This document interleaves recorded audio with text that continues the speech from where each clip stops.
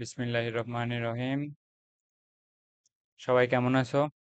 সবাই বলতে যে 2-4 জনের কাছে আমার ক্লাসটা পৌঁছাইছে তাদের কথাই বলতেছি। তো প্রথম লেকচারটা হয়তো বা অতটা ভালো হয়নি। এই লেকচারটা অবশ্যই ভালো লাগবে কারণ এখানে বেশ বেসিক প্লাস ইন্টারেস্টের সাথে পড়ানোর চেষ্টা করব। এখন তোমরা কতটুকু কি বোঝো এটা তো ফিডব্যাকে জানতে পারবো। তো অবশ্যই আচ্ছা, ফিডব্যাক কই থেকে পাবো? আচ্ছা, আগে নিজের পরিচয়টা আরেকবার দিয়ে নিই যেহেতু নতুন। তো আমি পাভেল, পড়াশোনা করছি ফিজিক্স ডিপার্টমেন্টে। আহ যদিও এটা ফিজিক্সের লেকচার না, আগের ক্লাসে বলছিলাম এটা কেমিস্ট্রি একটা লেকচার। এসএসসির জন্য খুবই ইম্পর্টেন্ট একটা চ্যাপ্টার, বা এসএসসির এই ক্লাসের যে বেসিক সেটা হচ্ছে ইন্টারের জন্য সবচেয়ে বেশি ইম্পর্টেন্ট বলা যায়। মানে ইন্টারে তো কেমিস্ট্রি দুইটা পার্টে ভাগ হয়ে যাবে, তখন তোমার সেকেন্ড পার্টের জন্য বলা যায় যে 50% এই অধ্যায়। তো অধ্যায়টার গুরুত্ব অনেক বেশি। আচ্ছা, তো যেটা বলতেছিলাম, যেভাবে হচ্ছে তোমাদের কাছ থেকে ভালো ফিডব্যাক বা রিচ পাবো সেটা আগে করে নেই। সেটা হচ্ছে এই যে এটা আমার চ্যানেল, এটা 2 দিন আগে খুলছি। তো এই চ্যানেলটাতে তোমরা একটু সাবস্ক্রাইব করে দিও। আর এটাতেই সবকিছু থাকবে আর কি, লেটেস্ট ভিডিও সবকিছু। আর ধীরে ধীরে সবকিছু ইমপ্রুভ হবে, তবে শুরু থেকেই পড়ানোর কন্টেন্ট কোয়ালিটিতে আশা করি, মানে অ্যাটলিস্ট বেসিক থেকে যেভাবে পড়ানোর চেষ্টা করব এতে তোমাদের খুব বেশি সমস্যা হবে না। হয়তোবা আমার হাতের লেখা এগুলো ইমপ্রুভ হইতে সময় লাগবে, বা ভয়েসের যে কোয়ালিটি এগুলো ডেভেলপ হইতে সময় লাগবে, কিন্তু আহ, অবশ্যই লেকচারও হবে, আ, মানে উন্নত হবে। তো অনেক কথা বললাম, চলো মেইন টপিকে শুরু করি। তো যেটা বলতেছিলাম যে হ্যাঁ, গত ক্লাসে আমরা 25 মিনিটের মতো পড়াশোনা করছি। তো এখানে অনেক কিছুই দেখাইছি, তো প্রায় সবকিছু মুখস্থ ছিল, ওই কারণে ওই লেকচারটাতে বোঝানোর মতো তেমন কিছু ছিল না। তাই আমি চাচ্ছি 3-4 মিনিটে আবার সামারি করে দিয়ে তোমার হচ্ছে নতুন লেকচারটা শুরু করি। আর এরপরের যে লেকচারটা থাকবে সেটাতে তো অনেক বেসিক, এই যে মানে এই লেকচারটাতে পাবা, কিন্তু পরের লেকচারে এই এতটুকুর উপর যতগুলা বোর্ড এমসিকিউ সবগুলো হয়তো বা করাবো না, ওই রিলেটেড কিছু কয়েকটা করে দেওয়ার চেষ্টা করব, যাতে তোমাদের আইডিয়া হয় যে কোন অংশ থেকে পড়া লাগবে। তো শুরু করি। তো প্রথমে আমরা পড়ছিলাম হচ্ছে মানে অধ্যায়টার যে নাম খনিজ সম্পদ, জীবাশ্ম জ্বালানি।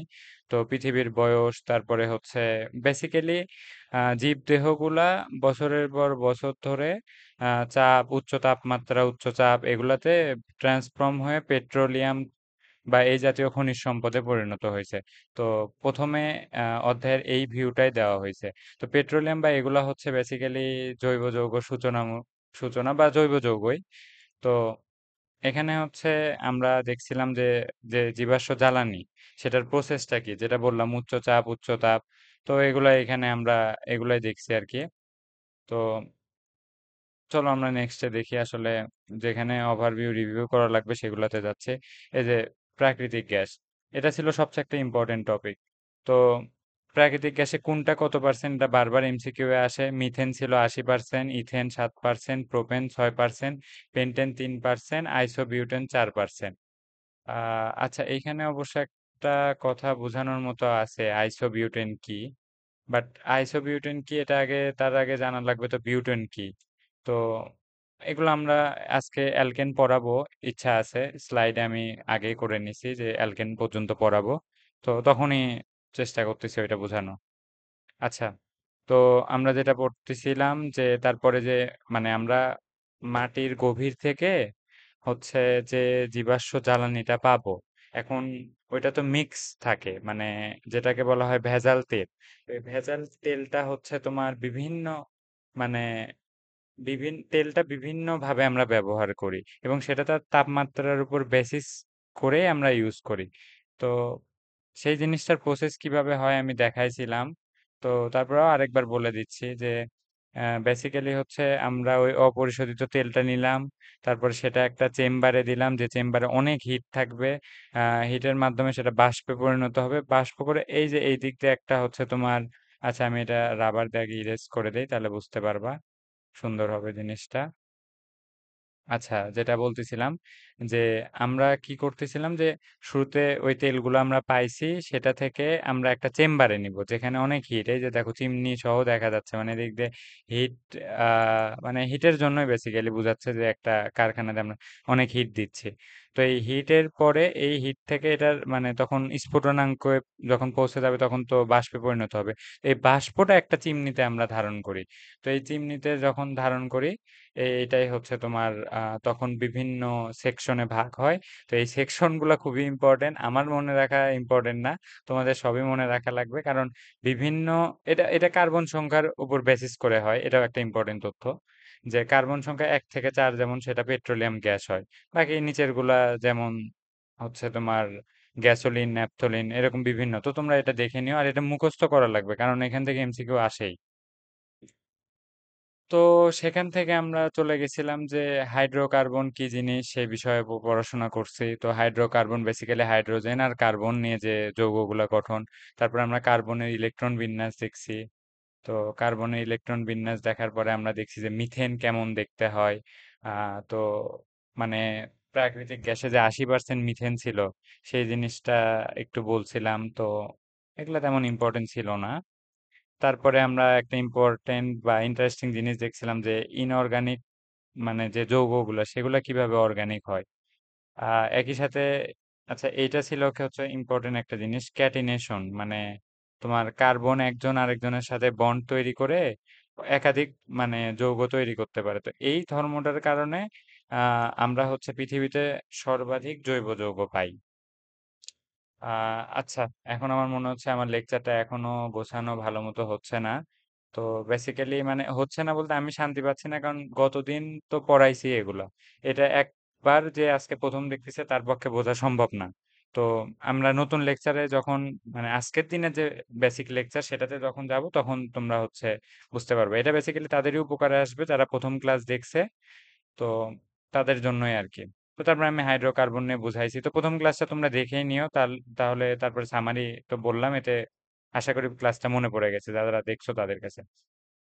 আচ্ছা, গত দিনের লেকচারে সবচেয়ে যেটা ইম্পর্টেন্ট আমি বলবো, যেটা ছাড়া তুমি হচ্ছে বেসিক্যালি যৌগগুলার নাম বা কিছুই তুমি বুঝতে পারবে না, তো সেটাই ছিল এটা যে জৈব যৌগ হইতে হলে বা হাইড্রোকার্বন, হাইড্রোকার্বন গুলো তো জৈব যৌগই, কিন্তু হাইড্রোকার্বনের হচ্ছে তোমার কার্বনটাই মেইন।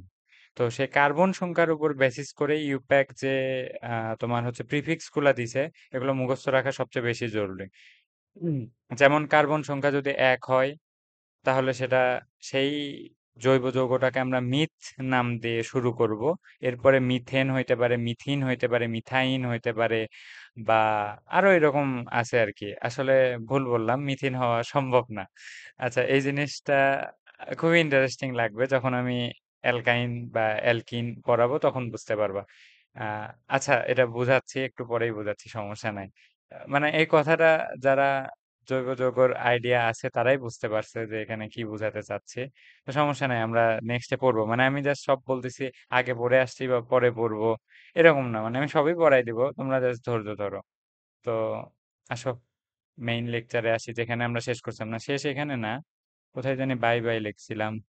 আচ্ছা, এই যে এখানে, তো এত দূরে আসতেও আজকে আমাদের অনেকক্ষণ লাগবে। তো বেসিক লেকচার শুরু করলাম। তো দেখি তো কত মিনিট হইলো প্রিভিয়াস লেকচার বলতেই। কয় মিনিট হইলো, কোথায় মিনিটে, 8 মিনিট অলরেডি শেষ হয়ে গেছে। তো তোমরা অরিড হয়ে নয়, এখন থেকে হচ্ছে মূল লেকচারে ঢুকলাম। তো আজকে তারিখ হচ্ছে 24/7/25। এটা হচ্ছে আমার সেকেন্ড লেকচার। আর আমার ক্লাস, যদি এই ক্লাস ভালো লাগে অবশ্যই চ্যানেলটা সাবস্ক্রাইব করবা, আর ফেসবুক গ্রুপে জয়েন হবা। ওইখানে বেশ কিছু টাস্ক দিব, কি টাস্ক সেগুলা ধরো একটানা পড়তে পড়তে যখন আমার নিজেরও বোরিং লাগবে তখন যখন বলবো তখন সুবিধা হবে। আসলে ক্লাসে যদি তোমরাও থাকতা বা মানে যারা দেখবা ভিডিওটা দেখতেছো, তো সবাই থাকলে ব্যাপারটা ভালো হইতো, কোশ্চেন করতে। এখন আমি কথা বলতেছি, আমি প্রশ্ন করে আমি অ্যান্সার দেই। তো খুব শুন সেটাও চেষ্টা করবো ইনশাল্লাহ। তো শুরু করি, হ্যাঁ। তো আমরা এই অধ্যায়ের যে মেইন খাস টপিক সেটা হচ্ছে হাইড্রোকার্বন। তো হাইড্রোকার্বনে কি কি থাকবে? হাইড্রোজেন আর কার্বন। এখন হাইড্রোজেন আর কার্বন দিয়ে তো অনেক যৌগ হবে, কেন হবে সেগুলোও গত লেকচারে কিছুটা আইডিয়া দিছি। তো হাইড্রোকার্বনটা কিভাবে ক্লাসিফিকেশন হবে সেই জিনিসটা আমি একটা শর্ট তোমার হচ্ছে টেবলের মাধ্যমে বোঝানোর চেষ্টা করছি। প্রথম কথা হচ্ছে যে হাইড্রোকার্বন মূলত 2 প্রকার। তো এগুলো কিন্তু তোমার এমসিকিউ আসে আর কি, আসতে পারে না, আসে। হাইড্রোকার্বন মূলত 2 প্রকার। তোমার হচ্ছে অ্যালিফেটিক, অ্যারোমেটিক। এখন অ্যালিফেটিক এগুলা নিয়ে ডিটেলস পড়াইছে, মানে দেখানো আছে এই অধ্যায়ে। কিন্তু অ্যারোমেটিক নিয়ে খুব বেশি আলোচনা নাই, বাট আমরা কিছু বেসিক শিখবো এখান থেকে এবং বেশ ভালোই লাগবে। অ্যারোমেটিক যৌগগুলো বেশ ইন্টারেস্টিং, মানে কেন জানি ওদের বন্ডিংই অন্যরকম দেখে মনে হয়। তো যাই হোক, এগুলো ইন্টারেস্টিং না তা না। তো অ্যালিফেটিক হাইড্রোকার্বন আবার হচ্ছে, মানে হাইড্রোকার্বন দুই প্রকার, অ্যালিফেটিক, অ্যারোমেটিক। এগুলো আমরা ডিটেলসে পড়বো। অ্যালিফেটিক আবার দুই প্রকার, সেটা হচ্ছে মুক্ত শিকল, বদ্ধ শিকল। এখন মুক্ত শিকল আবার দুই প্রকার, সেটা হচ্ছে সম্পৃক্ত মুক্ত শিকল হাইড্রোকার্বন আর অসম্পৃক্ত মুক্ত শিকল হাইড্রোকার্বন। তো এই সেম ভাবে বদ্ধ শিকল হাইড্রোকার্বনও দুই প্রকার, সম্পৃক্ত বদ্ধ শিকল শিকল হাইড্রোকার্বন, অসম্পৃক্ত বদ্ধ শিকল হাইড্রোকার্বন। তো আসো সেগুলো জিনিসগুলা কি, নেক্সট পেজ থেকে দেখার চেষ্টা করি। আচ্ছা, এটা আমি কপি করে রাখছি, যে ওইখানে ভাবছিলাম অনেক কিছু বুঝাবো, তো তাতে ওইটা টেবিলটা নষ্ট হইতো। আম, আচ্ছা, আচ্ছা, আচ্ছা, আচ্ছা। আমরা কি ওইখানে কি একটা লেখা বললাম না, যে সম্পৃক্ত, সম্পৃক্ত অর্থাৎ স্যাচুরেটেড। ইংলিশ ভার্সন যদি কেউ দেখে থাকে তার জন্য সুবিধা হবে। তবে হ্যাঁ, তোমরা ইংলিশ টার্মগুলা যেগুলা পসিবল, মানে মনে রাখার মতো, সেগুলো একটু দেখে রাখিও, কারণ হায়ার স্টাডিতে তো সবকিছু ইংলিশ ভার্সনে পরিণত হবে, তখন বা বাহিরে যাইতে চাইলেও তখন তুমি ওখানে অসম্পৃক্ত অসম্পৃক্ত বললে তো আর কেউ বুঝবে না, খাতাতে তোমার এগুলাই লিখতে হবে, যে স্যাচুরেটেড, আনস্যাচুরেটেড, এরকম। যাই হোক, তো আমরা এখানে দুইটা লেখা পড়লাম, সম্পৃক্ত, অসম্পৃক্ত। আমরা বেসিক্যালি যেটা বলতে চাচ্ছি, যে সম্পৃক্ত জিনিসটাকে তুমি এইভাবে চিন্তা করো, যে ছড়ানো কিছু, মানে ওইটার মধ্যে ধরো বন্ধনটা খোলামেলা, কোনো ব্যাপার নাই। মানে এই ব্যাপারটা হচ্ছে কি, মানে আমি যেটা বোঝানোর চেষ্টা করতেছি, কার্বন কার্বনের সাথে তো বন্ড ক্রিয়েট করে, তাই না? এটা নিয়েই যত কাহিনী। আমি তোমার অনেক, মানে তোমাদের আগের লেকচারেও বলছি যে কার্বন এটা হচ্ছে মেইন ক্যারেক্টার। তো এর নিয়ে যত কাহিনী। হাইড্রোজেন তো সবসময় একটা করেই বন্ড নিবে, কিন্তু এখানে একটা ঘটনা আছে, হচ্ছে যে কার্বনের সাথে একক বন্ধনও নিতে পারে, ডাবল বন্ডও নিতে পারে, আবার কার্বন কার্বন ট্রিপল বন্ডও নিতে পারে। অর্থাৎ একটা কার্বন তিনটা কার্বনের সাথে যুক্ত হতে পারে। আচ্ছা, কার্বন কার্বন তিনটা কার্বনের সাথে যুক্ত হইলো, সরি আমি এখানে ভুল বললাম। মানে একটা কার্বন একটা, মানে পাশাপাশি দুইটা ইলেকট্রন শেয়ার করে এরাও বন্ড তৈরি করতে পারে। আবার এরা একাধিক ইলেকট্রন শেয়ারের মাধ্যমেও বন্ড তৈরি করতে পারে। কিন্তু সেটা দেখো, এটাকে যখন একটা বন্ড দিয়ে তৈরি করে ওইটা হচ্ছে একক বন্ধন। আর যখন হচ্ছে তোমার দুইটা বন্ধন এভাবে, সেটাকে বলা হয় দ্বিবন্ধন। তো তিনটা করলে সেটাকে বলা হয় ত্রিবন্ধন। আচ্ছা, এখান থেকে একটা ব্যাপার হচ্ছে, এই যে দেখো কার্বন কার্বন যে একক বন্ধন, তার মানে কি এদের সম্পর্কটা অনেক খোলামেলা, মানে তেমন কোনো বাধ্য বা বদ্ধ নাই। তো সেই জিনিসটা হচ্ছে সম্পৃক্ত, অর্থাৎ খোলামেলা। আর এই যে এদের দুইজনের ক্যারেক্টার দেখো, এখানে কিন্তু এই যে সম্পর্কে আরো বেশি আছে। আচ্ছা, এই কালারটা আমি, সরি, ওয়েট, আচ্ছা, এখানে যেটা বলতেছিলাম, যে তোমার হচ্ছে, মানে ডাবল, যে মানে তোমার হচ্ছে ডাবল বা ট্রিপল যে বন্ডটা আছে, এই ট্রিপল বন্ড থাকলে অর্থাৎ বদ্ধ বদ্ধ একটা সিচুয়েশন তৈরি হয়ে আছে।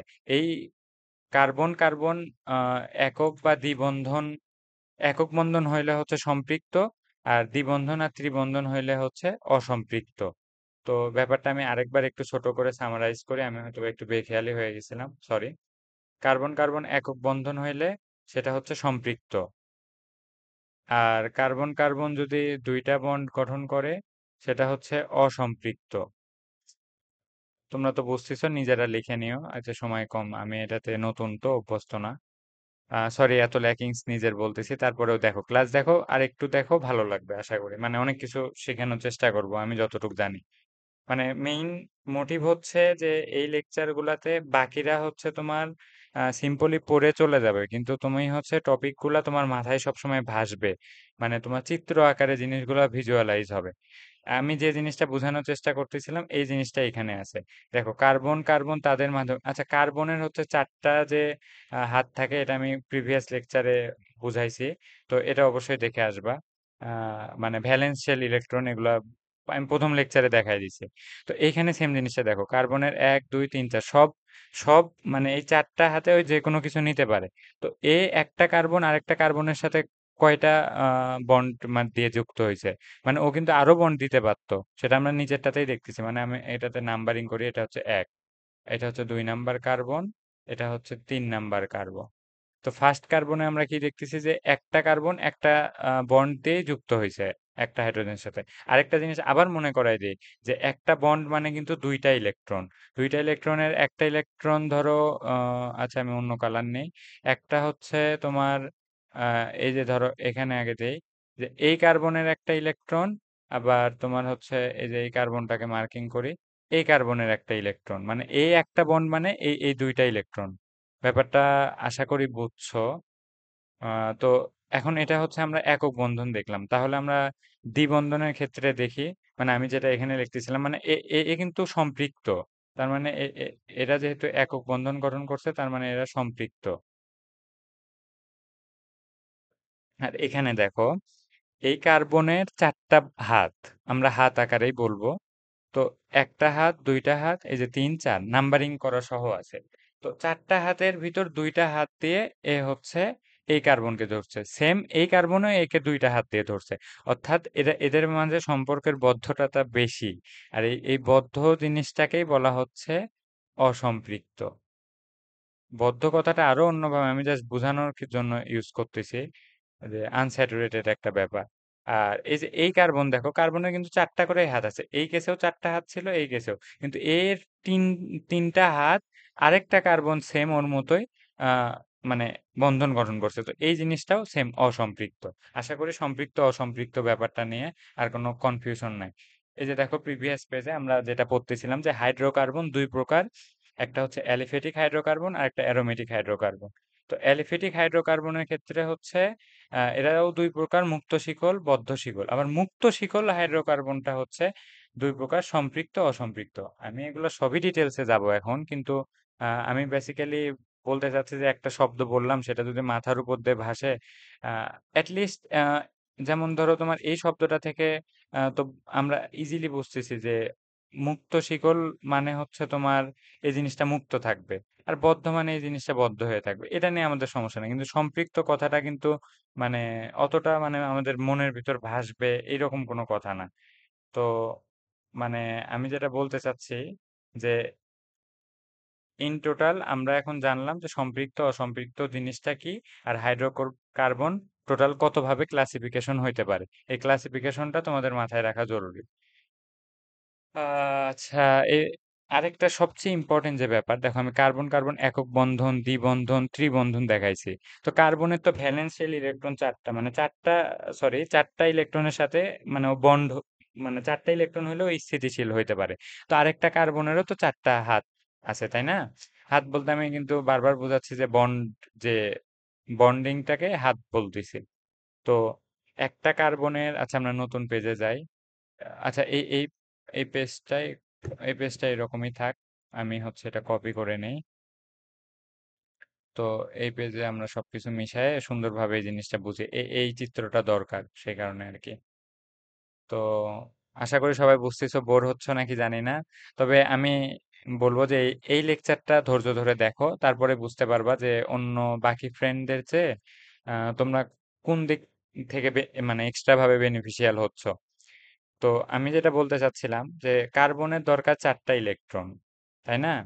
তো কার্বনের দরকার ৪টা ইলেকট্রন, তো ও তো এইভাবে আমরা তো লিখতেই পারতাম, অর্থাৎ C2। এখন কার্বনের এই ফর্মটা কখনো গঠন হয় না। মানে ব্যাপারটা খুবই ইন্টারেস্টিং যে দেখো একক বন্ড হচ্ছে, ডাবল হচ্ছে, ট্রিপল হচ্ছে, তো ৪টা হইতে কি সমস্যা? যেমন অক্সিজেন তো O2 আছে, বাট এ তো হচ্ছে, কিন্তু C2 কেন হচ্ছে না? আচ্ছা, আমরা তো এটা অর্গানিক নিয়ে পড়তেছি, তো আমরা যদি এই লেকচারের এই বিষয়টাতে ডিপে চলে যাই, তো এটাও প্রায় ১০-১৫ মিনিট বোঝানো লাগবে। আমি তোমাকে যেটা বেসিক্যালি তোমাদের সংক্ষেপে বলতে চাচ্ছি যে কার্বন কার্বন একক দ্বিবন্ধন ত্রিবন্ধন এটা গঠন করতে পারে, কিন্তু C2 গঠন করে না। এটা বেসিক্যালি এটার মেইন কারণ হচ্ছে যে তোমার নিউক্লিয়াসে যে এক্সট্রা রিপালশন অর্থাৎ বিকর্ষণ, মানে তোমার হচ্ছে একটা কার্বন, আমি এখানেই লিখি, এটা চিত্রতে সুবিধা হবে। মানে এই কার্বন আর এই কার্বন যখন বন্ডটা গঠন করছে, এদের মাঝের ডিস্টেন্সটা হয় 154 পিকোমিটার, মানে এই নিউক্লিয়াস, এর নিউক্লিয়াস আর এর নিউক্লিয়াসের মাঝে ব্যবধান 154 পিকোমিটার। আর যদি এটা আবার ডাবল বন্ড করে, অর্থাৎ তখন আরো আকর্ষণ করে, এর নিউক্লিয়াস একে আকর্ষণ, মানে সরি, মানে ইলেকট্রন গুলো একেও আকর্ষণ করে, মানে ইলেকট্রন এর নিউক্লিয়াসকে আকর্ষণ করে, আবার এর নিউক্লিয়াস এর ইলেকট্রন কে আকর্ষণ করে। এই এই দুই ঘটনা ঘটার কারণে এদের মাঝের যে নিউক্লিয়াসের দূরত্ব, সেটা তৈরি হবে তোমার হচ্ছে 133 পিকোমিটার। তো আবার যখন ট্রিপল বন্ড হয়, অর্থাৎ তখন এদের মাঝে আকর্ষণটা, মানে এই এর নিউক্লিয়াস আর এর ইলেকট্রন, এই টানাটানির কারণে কি হয়ে যায়, এদের ভিতর দূরত্বটা আরো কমে যায়। তো দেখা যায় যে তোমার হচ্ছে 120 পিকোমিটারের মতো, মানে ট্রিপল বন্ডের ক্ষেত্রে দেখা যায় আর কি। আচ্ছা, এখন যখন আমরা হচ্ছে এই বন্ডটা ক্রিয়েট করতে যাচ্ছি, এই বন্ডটা ক্রিয়েট করার সমস্যা, মানে যখন এতই কাছে চলে আসে, তখন ধরো এই নিউক্লিয়াস আর এই নিউক্লিয়াস পরস্পর পরস্পরকে বিকর্ষণ করে দূরে ঠেলে দেয়। অর্থাৎ আমাদের কেমিস্ট্রি বেসিক একটা নিয়ম যে 120 পিকোমিটার রেঞ্জের ভিতর যদি দুইটা নিউক্লিয়াস চলে আসে, তাহলে তারা আর বন্ড গঠন করতে পারবে না। তো বেসিক্যালি আমি বলতে চাচ্ছি যে কেন বন্ড গঠন করলো না, এই সি টু কেন হইলো না, সেটার মূল কারণ হচ্ছে এদের যে এক্সট্রা যে বিকর্ষণ, অর্থাৎ রিপালশন শুরু হবে নিউক্লিয়াস দুইটার ভিতর, তখন হচ্ছে তোমার এরা সি টু গঠন করতে পারবে না। তো এটা একটা এক্সট্রা বেসিক কথা ছিল, কারণ তোমরা অর্গানিক পড়তে পড়তে দেখবা যে একক বন্ধন, দ্বিবন্ধন, ত্রিবন্ধন, এত কিছু হচ্ছে। তো সেখানে তো চারটা বন্ধন নিলে কি হইতো, সেই একটা প্রশ্নর অ্যান্সার করলাম আর কি। তো এটা হচ্ছে তোমার হয়তো বা বাকি ফ্রেন্ডের থেকে পার্থক্য করে দিবে। মানে আমি বলতে চাচ্ছি না যে তোমরা এক্সট্রা কিছু শিখতেছো, বাট এই কিছু সিম্পল ছোটখাটো ব্যাপারগুলো যদি হচ্ছে মাথার সাথে কাজ করে, তাহলে তোমার হচ্ছে অন্য টপিকগুলো ধরতেও সুবিধা হবে। আর এটা হয়তোবা একটা বেসিকের ভিতরই পড়লো, কারণ একটা সিম্পল ব্যাপার যে ওইটা গঠন করতেছে, আমরা গঠন হচ্ছে সেটা পড়তেছি, বাট কেন, এগুলোর কিছু কারণ যদি সহ পড়ি, তাহলে ওইটা পরে বেনিফিশিয়াল হবে। আশা করি লেকচার দেখতে দেখতে সেটাও বুঝতে পারবা। তো অ্যালিফেটিক হাইড্রোকার্বন আমরা কি দেখে আসছিলাম, অ্যালিফেটিক হাইড্রোকার্বন আবার দুই প্রকার, মুক্ত শিকল, বদ্ধ শিকল। তো চলো আমরা সেটা দেখি। তো প্রথমত হচ্ছে, যেহেতু এটা দুই প্রকার, মুক্ত শিকল, আমি পুরাটা লিখবো না, তোমরা হচ্ছে পরে একজন কেউ নোট করে দিও। আর এটা হচ্ছে তোমার বদ্ধ শিকল। তো আচ্ছা, আমরা এই পার্টটুকুতে মুক্ত শিকল নিয়ে আগে পড়ি, কারণ সম্পৃক্ত অসম্পৃক্ত। তো সম্পৃক্ত হইতে হইলে কার্বন কার্বন হইতে হয় হচ্ছে তোমার একক বন্ধন, আর অসম্পৃক্ত হলে কার্বন কার্বন দ্বিবন্ধন বা ত্রিবন্ধন হইতে পারে। এখন আমরা আরেকটা ইন্টারেস্টিং জিনিস দেখব। আচ্ছা, এটা যে আমরা দুইটা দিলাম, আরো কিন্তু বন্ড আছে, অর্থাৎ এই কার্বন যে একটা, বাকি কিন্তু এর তিনটা হাত ফাঁকা। এরও দেখো তিনটা হাত ফাঁকা, সেম এরও হবে তিনটা হাত, সরি, হ্যাঁ, এর দুইটা করে হাত, কারণ দুইটা তো এখানে, আর এর একটা, এরও একটা। আচ্ছা, এটা দেওয়া একটু খারাপ হইলো, তাও বেসিক ঠিক ভাবে লিখি। সরি, এই যে একটা, এই যে একটা, মানে কিছুক্ষণ আগেই কিন্তু আমি এতক্ষণ এটা নিয়ে কথা বললাম যে কেন সম্পৃক্ত অসম্পৃক্ত, যাতে তোমরা না ভুলো। তো আমরা কিন্তু বদ্ধ নিয়ে আলোচনা করতেছি না, এই টপিকটা টোটালি বাদ এই ক্ষেত্রে। আমরা আলোচনা করতেছি অ্যালিফেটিক হাইড্রোকার্বন দুই প্রকার, মুক্ত শিকল, বদ্ধ শিকল। কিন্তু মুক্ত শিকল আবার হচ্ছে তোমার, সরি, আমি এটাতে অভ্যস্ত না দেখে এক্সট্রা দাগ পড়তেছে। তো মুক্ত শিকল হচ্ছে তোমার আবার দুই প্রকার, সম্পৃক্ত, অসম্পৃক্ত। আচ্ছা, এখন আমরা বলি যে আমরা যে এই যে কার্বন কার্বন একক বন্ধন বলতেছি এতক্ষণ ধরে, তো এটা হচ্ছে মূল কাহিনী হচ্ছে যখন একক বন্ধন হবে, সেটাকে বলা হবে অ্যালকেন। আর যখন দ্বিবন্ধন, এটাকে বলা হবে অ্যালকিন।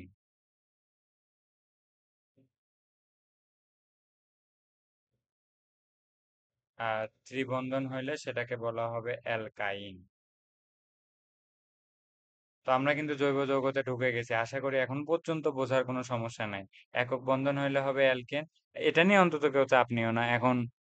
ধরো আমার নাম পাভেল, তো আমার নাম পাভেলই কেন, এখন তোমার হচ্ছে এই পাভেল নামটা তো বাংলাদেশে কমন, তো সেজন্য নামটা শুনে তেমন কিছু মনে হচ্ছে না, কিন্তু এটা ধরো, মানে যারা অর্গানিক নিয়ে কাজ শুরু করছে, তারা ওই জিনিসটার নাম দিছে অ্যালকেন, তো এটা একটা জাস্ট নাম।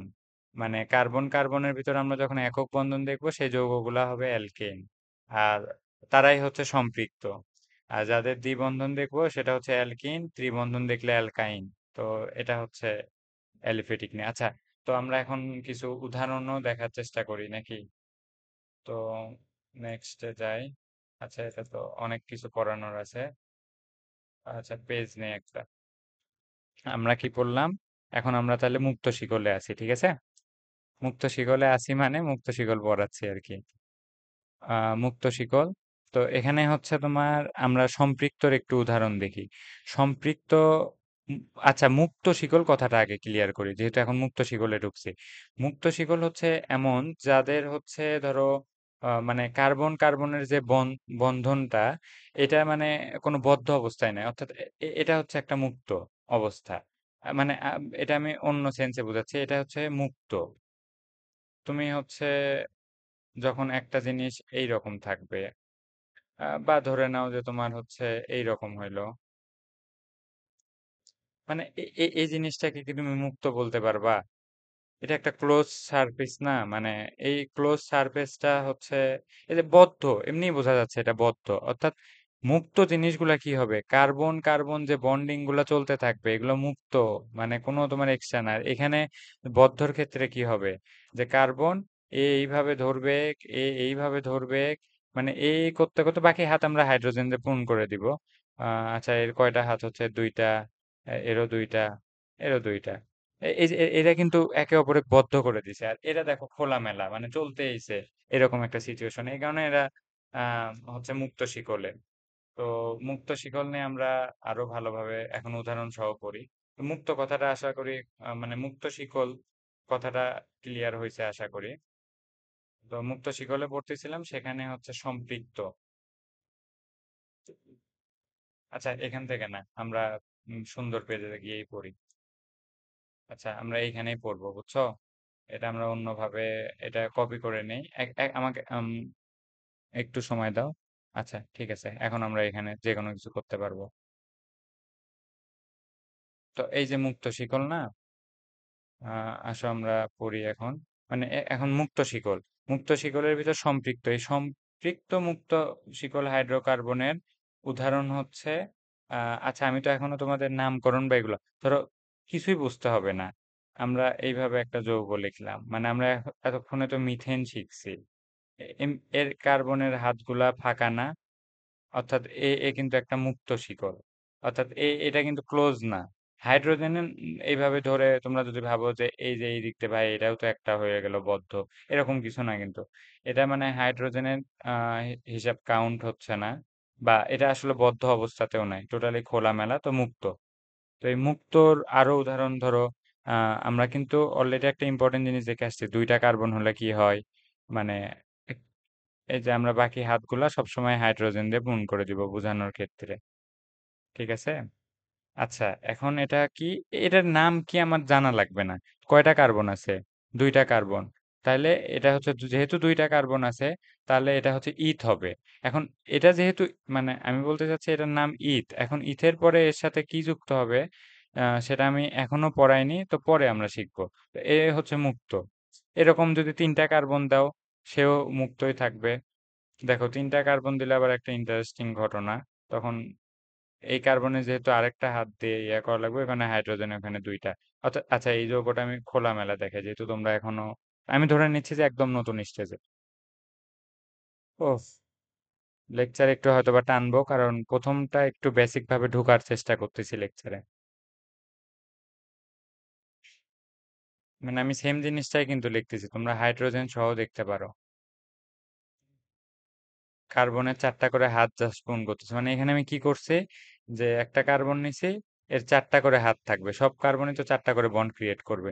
তো এই কার্বনের সাথে একটা হাইড্রোজেন, মানে তিনটা হাইড্রোজেন এর সাথে আবার, কিন্তু এই কার্বনের এর সাথেও বন্ড রাখা লাগতেছে, এর সাথেও বন্ড রাখা লাগতেছে। তো এই কারণে হাইড্রোজেন এখানে একটা কম। তো অনেকে আবার ভাববে এখানে থ্রি থ্রি হলো, ভাই এখানে টু কেন? তো এই জন্যই বললাম আর কি। তো কিন্তু আমার মূল টপিক হচ্ছে এরা কিন্তু সবাই মুক্ত, ঠিক আছে? আচ্ছা, তার চেয়েও বেশি একটা ইম্পর্টেন্ট এমসিকিউ আমি মিস করে গেছি। সেটা হচ্ছে যে অ্যালিফেটিক মানে হচ্ছে, অ্যালিফেটিক মানে ফ্যাট মানে কি, চর্বি। অর্থাৎ এই যে যৌগগুলা পাওয়া যায় সবগুলাই প্রায় তোমার হচ্ছে চর্বি বা চর্বিজাত। সেই কারণে এই যৌগগুলোর নাম দেওয়া হয়েছে অ্যালিফেটিক। আর অ্যারোমেটিক, অ্যারোমা, অ্যারোমা শব্দটার সাথে তো আমরা বেশ ভালোই পরিচিত। অ্যারোমা মানে কি? সুগন্ধ। তো দুইটা যৌগেরই কাহিনী আছে। তো আমরা যেহেতু আপাতত অ্যালিফেটিক পড়তেছি, অ্যালিফেটিক নেই, মানে একটা ইম্পর্টেন্ট এমসিকিউ মনে পড়লো তাই বললাম যে অ্যালিফেটিক মানে এরা হচ্ছে চর্বি থেকে উৎপন্ন। তো চর্বি, চর্বিজাত সেগুলো পরের হিসাব। এরা দুই প্রকার, মুক্ত শিকল, বদ্ধ শিকল। মুক্ত শিকলের সম্পৃক্তর উদাহরণ আমরা দেখলাম। এবার আসো আমরা অসম্পৃক্তর উদাহরণ দেখি। তো অসম্পৃক্তর জন্য আবার ওই পেজটা নেই, এটা আরেকটা কপি করি। আচ্ছা, এখন আসো। তো আমরা হচ্ছে এবার বদ্ধ শিকল দেখি, হ্যাঁ? তো আমরা সরি সরি আমরা অসম্পৃক্ত আগে দেখে নিই। তো অসম্পৃক্ত কিন্তু আবার মুক্ত, অর্থাৎ কিছুই না, জাস্ট তোমার হচ্ছে এই কার্বন কার্বনের সাথে দুইটা বন্ড দিয়ে দাও। অর্থাৎ আমি তো সম্পৃক্ত অসম্পৃক্ত নিয়ে অনেক বুঝাইছি, তাই না? তো বাকিটা এই যে এটা একটা অসম্পৃক্ত উদাহরণ। আবার তিনটা বন্ড দিয়ে দাও, তাইলে কি হচ্ছে? তোমরা আশা করি বুঝতেছো তো হাইড্রোজেন সংখ্যা কিভাবে হচ্ছে। মানে এই হাইড্রোজেনের সাথে বন্ড দিয়ে দেখাচ্ছি না, কারণ এটা বারবার যৌগ লিখতে হবে, ওই বন্ড দিতে হয় না। মানে প্রকাশ করার একটা মাধ্যম। তোমাদের আরেকটা ইন্টারেস্টিং জিনিস আগে দেখাই আমি, যে একটা যৌগ কতভাবে প্রকাশ করা যাইতে পারে, মানে ওদের যে স্ট্রাকচার, ভিউইং স্ট্রাকচার। এটা না, এটা না, এটা না, এই যে এই জিনিসটা দেখো, একটা সেম যৌগ এখন তুমি বারবার লেখার সময় এই যে এটা এটা বেশি সুবিধা না, সংক্ষেপে তুমি লিখতে পারলা। কিন্তু মানে সবচেয়ে সংক্ষেপ তো এইটা। এখন তারপরে দেখো এইটা, তারপরে এইটা, তারপরে এইটা, মানে এগুলো সময় সাপেক্ষ না? তো তুমি কি সবসময় এরকম ভেঙে ভেঙে লিখবা? মানে আমি এটাই বোঝানোর চেষ্টা করতেছি যে আহ তোমরাও ধীরে ধীরে এগুলা পারবা তো। মানে হতাশ হও না, কেবল তো আমরা ঢুকছি জৈব যৌগতে। তো চলো দেখি কই ছিলাম, এখানে ছিলাম। আচ্ছা, তো আমরা কি বলতেছিলাম, রিপিট করি। হাইড্রোকার্বন অ্যালিফেটিক, অ্যালিফেটিক মুক্ত হয়, মুক্ত আবার দুই প্রকার, মানে অ্যালিফেটিক দুই প্রকার, মুক্ত বদ্ধ। মুক্ত আবার দুই প্রকার, সম্পৃক্ত অসম্পৃক্ত। তো এগুলো অসম্পৃক্ত। এখন এগুলার নাম কি? এটা ভাই বলতেছেন না, আচ্ছা এটা আমার এখন জানা লাগবে না। একটু আমরা আরো একটা লেকচার করি, তারপরে আমরা মানে যেমন এই যে আজকে যে আমরা সম্পৃক্ত শিখলাম না, এর এর আগের পেজে, এই সম্পৃক্তটার মানে বস তুমি মানে এই লেকচারেই হয়ে যাবে। তারপরেরটাতে অসম্পৃক্তর বস হয়ে যাবে। তারপরে বদ্ধ, অ্যারোমেটিক, মানে এগুলো কিছুই বাদ থাকবে না টোটালে, মানে চ্যাপ্টারই ক্লোজ, পড়াই লাগবে না, সব ক্লিয়ার। থামো, আর একটু থামো, জাস্ট আমাকে আগাইতে দাও। আচ্ছা, অনেক ইন্টারেস্ট মানে ইয়া হয়ে যাচ্ছিলাম, হাইপার তো। পড়তে হবে, অনেক কিছুই পড়তে হবে। আমরা কইছিলাম অ্যালিফেটিক, সেখানে মুক্ত বদ্ধ, তো মুক্ত আমরা ক্লিয়ার করছি। চলো এখন তাহলে আমরা হচ্ছে বদ্ধ অংশটা আবার চেক করে আসি, চলো। তো আসো বদ্ধর ক্ষেত্রে যেটা বলতে চাচ্ছি, যে অলরেডি কিন্তু বদ্ধর কথা বলে আসছি, যে বদ্ধ হইলে কি হবে, আমাদের এরকম একটা স্ট্রাকচারের ভিতর আমরা পড়ে যাব, মানে টোটাল, মানে এখানে, মানে আমি যেটা বলতে চাচ্ছি, আচ্ছা ওয়েট, আমি একটা সুন্দর একটা পেজই নেই। মানে বদ্ধ শিকলের ক্ষেত্রে আগে লিখি, একটু সময় লিখতে হয়তো বা সময় লাগতেছে, তোমাদের যদি একটানে দেখতে সমস্যা হয় ব্রেক নিও, বাট আমি তো একই জিনিস রিপিট করে করে পড়াচ্ছি। মানে আমি এই লেকচারগুলো প্রথমত যেহেতু কেউ আমার ক্লাসে নাই, সেই কারণে আমি ভেঙে ভেঙে পড়াচ্ছি। তো তোমরা যদি কমেন্ট বা আমাকে কোনোভাবে ইনফর্ম করো, তখন হচ্ছে আমি সেই অনুযায়ী লেকচার সাজাবো, যে এত ভেঙে বা আরেকটু ফাস্ট পড়ানো, আমি মানে আমার সাথে কোঅপারেট করার চেষ্টা করো। আমি ধীরে ধীরে লাইভ ক্লাসও নেওয়া শুরু করব। আর ইনশাল্লাহ এসএসসি যে ব্যাচটা এক্সাম হবে সম্ভবত 25 এরকমই হওয়ার কথা। তারপর আমি সরি দুঃখিত, আমি হচ্ছে খোঁজ নিয়ে নিব। তো ওদের যে কয় মাস আছে, 3-4 মাস, এই 3-4 মাসে আমি ফিজিক্স কেমিস্ট্রি সব শেষ করে দিব ইনশাল্লাহ। তো আমার সাথেও যদি কেউ নতুন থেকেও শুরু করে, তারও সমস্যা নাই, এত ভালোভাবে সবকিছু শেষ করাই দিব। তো বদ্ধ শিকলের ক্ষেত্রে মূল যে ঘটনা, যে এই জাতীয় হাইড্রোকার্বনের কার্বন শিকলের দুই প্রান্তের কার্বন পরস্পর যুক্ত হয়ে একটি বলয় বা চক্র গঠন করবে। এটা হচ্ছে মানে সংজ্ঞা, মানে মূল কথাটা কি, যে হচ্ছে কার্বন শিকলের দুই প্রান্ত, মানে দুই প্রান্তের যে কার্বন তারা পরস্পর যুক্ত থাকবে। ঠিক আমরা যদি এখন লিখি, মানে এই যে কার্বন, তো এর দুই প্রান্ত যুক্ত করে দাও আরেকটা কার্বনের সাথে, এটা হয়ে গেল তোমার হচ্ছে সম্পৃক্ত। আচ্ছা ভাই, কার্বনের তো আপনি একটা দুইটা করে দিলেন, আরে বাকিগুলো তুমি হাইড্রোজেন বসাই নাও না। এই যে এগুলো তো হাইড্রোজেন বসাই নাও না। এই যে হয়ে গেল। আচ্ছা, এইগুলার একটু নামকরণ এখনই দেখাই দেই, কারণ পরে হচ্ছে তোমার এই নামকরণ গুলো পারবা না। নামকরণ গুলো দেখাতে সুবিধা হইতো যদি ওই যে, আচ্ছা তোমরা এই ছকটা অবশ্যই মুখস্থ করে নেবে, যে একটা কার্বন হলে মিথ, দুইটা কার্বন হইলে হচ্ছে ইথ। হায় রে, লেখা এত খারাপ, যাই হোক। লেখাও ঠিক করবো, সমস্যা নাই। মিথ, ইথ, তিনটা হলো প্রোপ। তো এতটুক মানে আমরা আপাতত যৌগর নামগুলো ভুল করে শিখবো, ভুল না মানে অর্ধেক শিখবো, যাতে তোমাদের প্রেশার না পড়ে। তো এটা একটা চক্র না? চক্রকে আমরা কি বলি? চক্রর ইংরেজি কি? সাইকেল। এই জিনিসটাতে কার্বন আছে কয়টা? তিনটা। তিনটা মানে কি? প্রোপ। তার মানে হচ্ছে এটা হচ্ছে সাইক্লিক, মানে এই যৌগটা হচ্ছে সাইক্লিক। তো আর তিনটা আছে মানে কি? প্রোপ। তো এই যৌগটার নাম আসলে হচ্ছে, তো আমরা এটা টোটাল নামকরণ হচ্ছে, এটা কিন্তু টোটাল নাম। এটা হচ্ছে সাইক্লোপ্রোপেন, মানে সাইক্লিক হওয়ার কারণে, মানে এটা যে চক্র সেটা বোঝানোর কারণে সাইক্লো। আর প্রোপিন কেন, এটা তুমি আজকে জানতে পারবা। সরি সরি, এটা মানে প্রোপেন লিখতে যায়, প্রোপিন না, এটা প্রোপেন। আহ, তো এটা হচ্ছে তোমার সম্পৃক্ত। সম্পৃক্ত কেন? একটা কার্বনের সাথে আরেকটা কার্বন একক বন্ধনে আছে। তো এটার যখন অসম্পৃক্ত হবে, পেজে কালারটা চেঞ্জ করে নেই। আহ, অসম্পৃক্ত। তো অসম্পৃক্ত কথাটা বারবার বলছি, আশা করি তোমরা এতক্ষণে বুঝছো যে দ্বিবন্ধন বা ত্রিবন্ধন থাকতে হবে। তো এই চক্রটাই হচ্ছে তোমার দ্বিবন্ধন দিয়ে দেয়। এগুলা কিন্তু আমার তৈরি যৌগ না, এগুলা তোমরাই বানাতে পারবে, কারণ জৈব যৌগ তো অনেক, তাই না? তো আমাদের জাস্ট রিকোয়ারমেন্ট ফিল আপ করা দিয়ে কথা। দেখো, এখানে কি, এ কি একক বন্ধন? এই কার্বন আর এই কার্বন, এই কার্বন আর এই কার্বন কিন্তু তোমার হচ্ছে, দেখো এই যে এই কার্বন, এই কার্বনের সাথে এই কার্বনের যে বন্ড, সেখানে ডাবল বন্ড আছে। ডাবল বন্ড মানে কি? অসম্পৃক্ত, অর্থাৎ একটা বদ্ধ সম্পর্কে আছে ওই।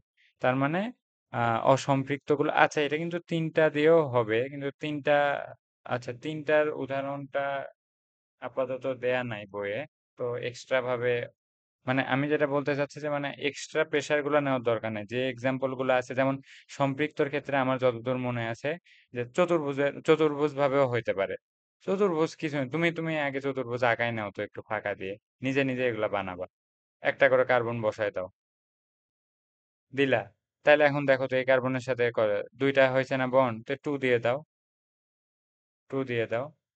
এই যে এটা একটা যৌগ হয়ে গেল। এখন কি এটা একটা চক্র না? তার মানে এর নামের সাথেও সাইক্লো থাকবে। আচ্ছা, এটা কোনটার উদাহরণ বুঝাচ্ছি? আশা করি এতক্ষণেও লিস্ট ক্লিয়ার হয়েছে যে সম্পৃক্ত মানে একক বন্ধন, মানে তোমার জাস্ট দেখতে হবে কার্বন কার্বনের সাথে একক বন্ধন আছে না দ্বিবন্ধন আছে না ত্রিবন্ধন। একক বন্ধন হইলে হচ্ছে সেটা সম্পৃক্ত, দ্বিবন্ধন অথবা ত্রিবন্ধন হইলে সেটা অসম্পৃক্ত, মানে ডাবল অথবা ট্রিপল, এটা হইলে অসম্পৃক্ত। আর এটার ক্ষেত্রে কি কেস? জাস্ট সিঙ্গেল বন্ড থাকা লাগবে। এটা কিন্তু সবসময় কেস কার্বন নিয়ে, মানে তোমাদের তো একটা শর্টকাট হোক বা যেটাই হোক, মূলটা বলে দিছে, মানে এখানে যত কাহিনী হবে সব কার্বন নিয়ে। তো এটা, এটা যেটা বোঝাচ্ছিলাম, যে কার্বন একটা চক্রে আছে, এখানে সাইক্লো। এখন সাইক্লো লেখা আমার অত্যাধিক খারাপ হচ্ছে, তারপরে আমি ভালোভাবে এগুলার নোট বা পিডিএফ দেওয়ার চেষ্টা করব, তোমাদের যদি প্রয়োজন হয়। আর আমি তো বারবার রিপিট করতেছি। আচ্ছা, তো সাইক্লো, আচ্ছা চারটা কার্বন হইলে কি হয়? চারটা কার্বন হইলে তার নামের সাথে বিউট হয়। তো এর নাম কি হবে? এর নাম কি হবে? Cyclo butane. এখন বিউটেন টুকু কই থেকে আসলো, এটা আমরা হচ্ছে আজকে লেকচারের শেষের দিকে শিখবো। তো আমরা একটা অসম্পৃক্তর নাম করি, যেটাই লিখছে এটাই বলি। তো এটাও দেখো, এটাও সাইক্লো, কারণ এরা সম্পৃক্ত হোক অসম্পৃক্ত হোক, এরা তো মেইনলি বদ্ধ না। তো তার মানে এরা কি? সাইক্লো। আচ্ছা, সাইক্লো, তারপরে কয়টা কার্বন? তিনটা। তিনটা মানে কি? প্রোপ। এখন প্রোপটা, এখন ইন, এই লাস্টের এই ইন কই থেকে আসলো, এটা শিখবো আমরা তৃতীয় লেকচারে।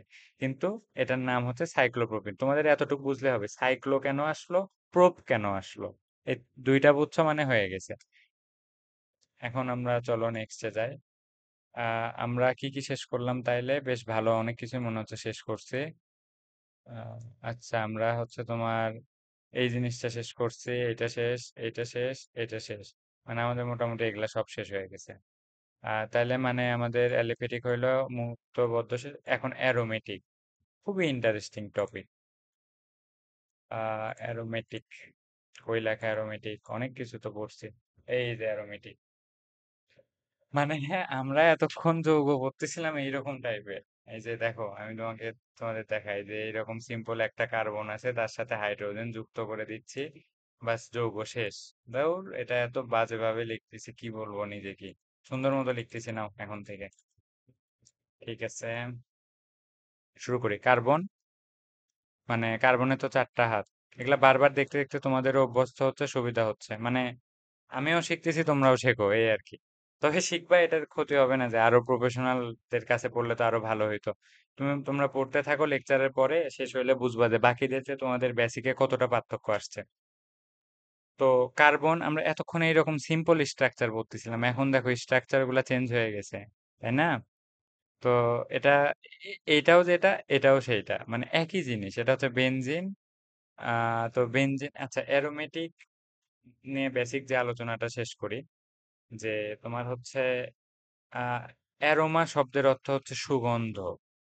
তার মানে সুগন্ধযুক্ত যৌগগুলা দেখা যাচ্ছিল যে এরা হচ্ছে অ্যারোমেটিক হয়।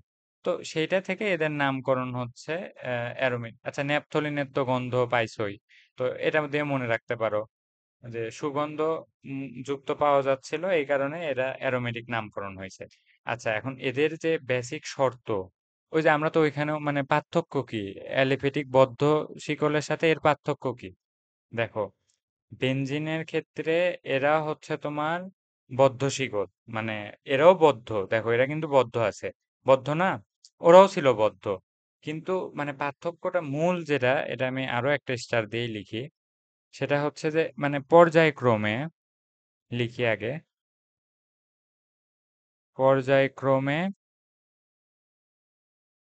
কার্বন কার্বন একক বন্ধন। তোমাদের বইয়ে তো বেশি উদাহরণ নাই, বুঝছো? তো সেই কারণে ওইভাবে মানে জাস্ট যেগুলো উদাহরণ আছে ওগুলো ভালো মতো মুখস্থ করো, এগুলো এক্সামের জন্য। আর আমি যেভাবে পড়াই দিব সেগুলা হচ্ছে তোমার সেগুলা হচ্ছে তোমার মানে তোমার বেসিক বিল্ড আপ করতে হেল্প করবে। সাথে পাশাপাশি পরীক্ষার জন্য হবে, সবকিছুই কভার আপ হবে ইনশাল্লাহ। একটু সময় দিতে হবে। আচ্ছা, লেখা খারাপ হচ্ছে, আমি বা ঠিক করতেছি, সমস্যা নেই, একটু ধৈর্য ধরো। তো আমরা যেটা লিখলাম এটা হচ্ছে তোমাদের বইয়ের জন্য সবচেয়ে ইম্পর্টেন্ট। কিন্তু আসলে শুধু পর্যায়ক্রমে এটা থাকলেই যে হয় তা না, এরকম অনেক এক্সাম্পলও আছে। তো আমি যেটা বলতে চাচ্ছি যে পর্যায়ক্রমে এটাই আগে বুঝাই, আগে পর্যায়ক্রমে কার্বন কার্বন একক বন্ধন, তারপর দ্বিবন্ধন থাকবে। অর্থাৎ এখানে যদি আমরা কার্বনটা দেখি, এই যে দেখো এখানে কার্বন একক বন্ধন, তারপরেরটা কি, দ্বিবন্ধন, তারপরেরটা কি, একক বন্ধন, তারপরেরটা দ্বিবন্ধন, একক দ্বি, একক দ্বি, একক দ্বি। অর্থাৎ এইটাই, এই নিয়মটা মানলে সেটা হচ্ছে অ্যারোমেটিক। কিন্তু এটা তোমাদের বয়স এতটুক আছে, কিন্তু এটা আসলে না। এরকম অনেক কিছুই আছে যে ওইরকম হইতে পারে, বাট তারপরেও অ্যারোমেটিক হয় না। কারণ অ্যারোমেটিকের ক্ষেত্রে মানে অ্যারোমেটিক যৌগগুলো বেশ জটিল প্রকৃতিরই, মানে অ্যারোমেটিক আছে, অ্যান্টি অ্যারোমেটিক আছে, তারপরে তোমার হচ্ছে কি বলো এটাকে, অ্যারোমেটিক, অ্যান্টো অ্যারোমেটিক আর নন অ্যারোমেটিক, মানে 3 ধরনের হয়। তার মানে বুঝতেছোই তো ব্যাপারগুলো কতটা জটিল হতে পারে। বাট তোমাদের বইয়ে আহ এই একটা কথা আছে যে 5, 6 বা 7 সদস্য বিশিষ্ট ধরো সমতলীয় যৌগ হইতে হয়। এই সমতলীয় জিনিসটা বোঝাই দেয়, এই যে দেখো কোপ্ল্যানার, বা মানে একদম প্ল্যানার ভাবে আছে, মানে একদম একটা সমতলে ফ্ল্যাট ভাবে। আর আমরা যেটা হচ্ছে হায়ার স্টাডিতে আমরা যেটা ক্লিয়ার হব আর কি, আমি এগুলা মিশাই দেই। এই যেটা মিশালাম ওইটা কিন্তু ইম্পর্টেন্ট ছিল। আমি আরো ইম্পর্টেন্ট কথা বলবো, দেখো এটা মিশালাম। তো আমি যেটা বলতে চাচ্ছি যে কার্বন কার্বন হচ্ছে তোমার আম, শুধু পর্যায়ক্রমে একক দ্বিবন্ধন থাকলেই হবে না, এগুলা সঞ্চারণশীল হতে হবে। আচ্ছা, বেনজিনের ক্ষেত্রে সঞ্চারণশীলের ঘটনাটা দেখো, না এই টপিকে তোমাদের নিয়েই যাব না, এটা তোমরা বুঝতে পারবা না। তো বিজ্ঞানী হ্যাকেল নামে একজন আছে, উনি একটা ইয়া দিয়ে যায়, 4n+2 সংখ্যক, মানে এটা ইকুয়াল পাই ইলেকট্রন। মানে এই পাই ইলেকট্রনের সংখ্যাটা হবে হচ্ছে, মানে এখানে n ইকুয়াল হতে হবে পূর্ণ সংখ্যা, মানে পূর্ণ ধনাত্মক সংখ্যা। অর্থাৎ এখানে এই সত্যটা যদি মানে, আচ্ছা তোমাদের এটা বোঝানোর আগে এই অধ্যায়ের সুন্দর একটা বেসিক আগে তোমাদের সাথে বিল্ড আপ করার চেষ্টা করি। চলো, বেসিক বিল্ড আপ করার চেষ্টা করি। তো আমরা একটা পেজ নিই। মানে কার্বন কার্বন একক বন্ধন করলো সেটা আমরা শিখছি, কিন্তু কার্বন কার্বন দ্বিবন্ধন করলো, তো প্রথম বন্ধন যেমন শক্তিশালী দ্বিতীয়টাও কি তেমন শক্তিশালী? উত্তর হচ্ছে না। কেননা আচ্ছা, আবার কার্বন কার্বন যে তিনটা বন্ড গঠন করে, তো এটা যতটুক শক্তিশালী এটাও ততটুক শক্তিশালী? এটার উত্তর হচ্ছে না। কারণ এই বন্ড হয় হচ্ছে দুই ধরনের। এই বন্ডটা হবে দুই ধরনের, একটা হচ্ছে সিগমা আর একটা হচ্ছে পাই। তো এটা কিন্তু খুবই ইন্টারেস্টিং টপিকে ঢুকছি, মানে এইখানে তোমার হচ্ছে বাকি ফ্রেন্ডের থেকে তোমরা আলাদা হয়ে যাবে, তোমরা বুঝতেও পারবা যে মানে কেন, কিভাবে হচ্ছে আর কি। যাই হোক, এই কেন নিয়ে অনেক ইতিহাস আছে। আচ্ছা দেখি তো, মুখ ব্যথা করতেছে, কতক্ষণ লেকচার নিচ্ছে। 45 মিনিট, তাতে এনার্জি চলে যাচ্ছে। রাতে 12:30 বাজে। যাই হোক, আম, তো আমরা যেটা পড়তে চাচ্ছিলাম, মানে তোমাদের একটু রিপিট করি যে বন্ড দুই ধরনের, মানে সিগমা বন্ড, পাই বন্ড।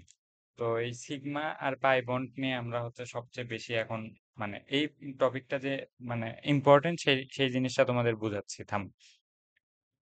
তো সিগমা আর পাই বন্ড দুই ধরনের, তো এই বন্ড সম্পর্কে জেনে কি হবে? দেখো, মানে আমরা সবচেয়ে বেশি, প্রথম কথা হচ্ছে যে পরীক্ষায় কোশ্চেন আসবে। তো সেটা এসএসসি লেভেলে না আসলেও ইন্টারে মানে ভরপুর আসবে, আর অ্যাডমিশন লেভেলে তো আরো বেশি। তো আমি যেটা বলতে চাচ্ছি যে যেহেতু তোমার হচ্ছে সিগমা আর পাই বন্ড দুই ধরনের বন্ড হচ্ছে একটা, মানে এখানে গঠন হচ্ছে, প্রথমটা হয় সিগমা, দ্বিতীয়টা হয় পাই। তো এই সিগমা বন্ধন আর পাই বন্ধন, এই দুইটা সম্পর্কে জেনে আমাদের কি হবে?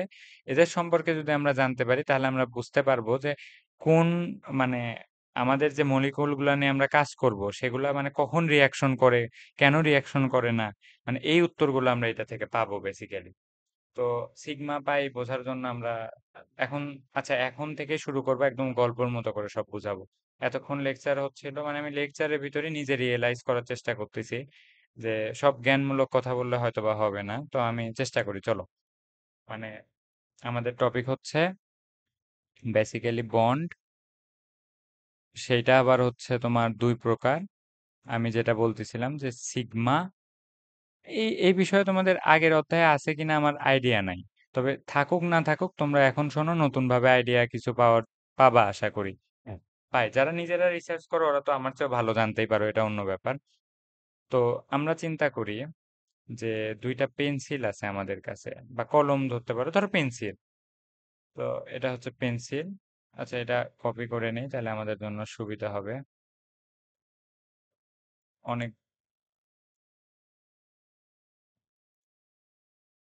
আচ্ছা, কি ভুল করলাম, আন্ডু করে দিই। আচ্ছা, তো আমরা যেটা করতেছিলাম একটা কাজ, কি ব্যাপার এটা, ওয়েট ওয়েট ওয়েট।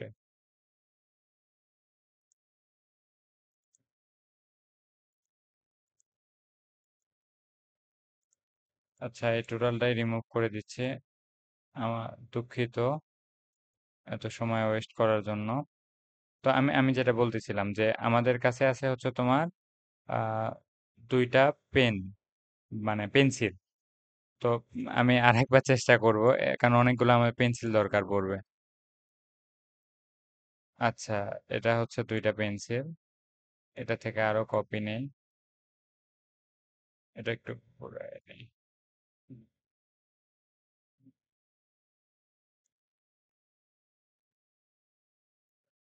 কি করতেছি, একটু একটু সময় দাও, তোমরাও বুঝতে পারবা, আমি বলতেছি এতে তোমাদের সুবিধা হবে।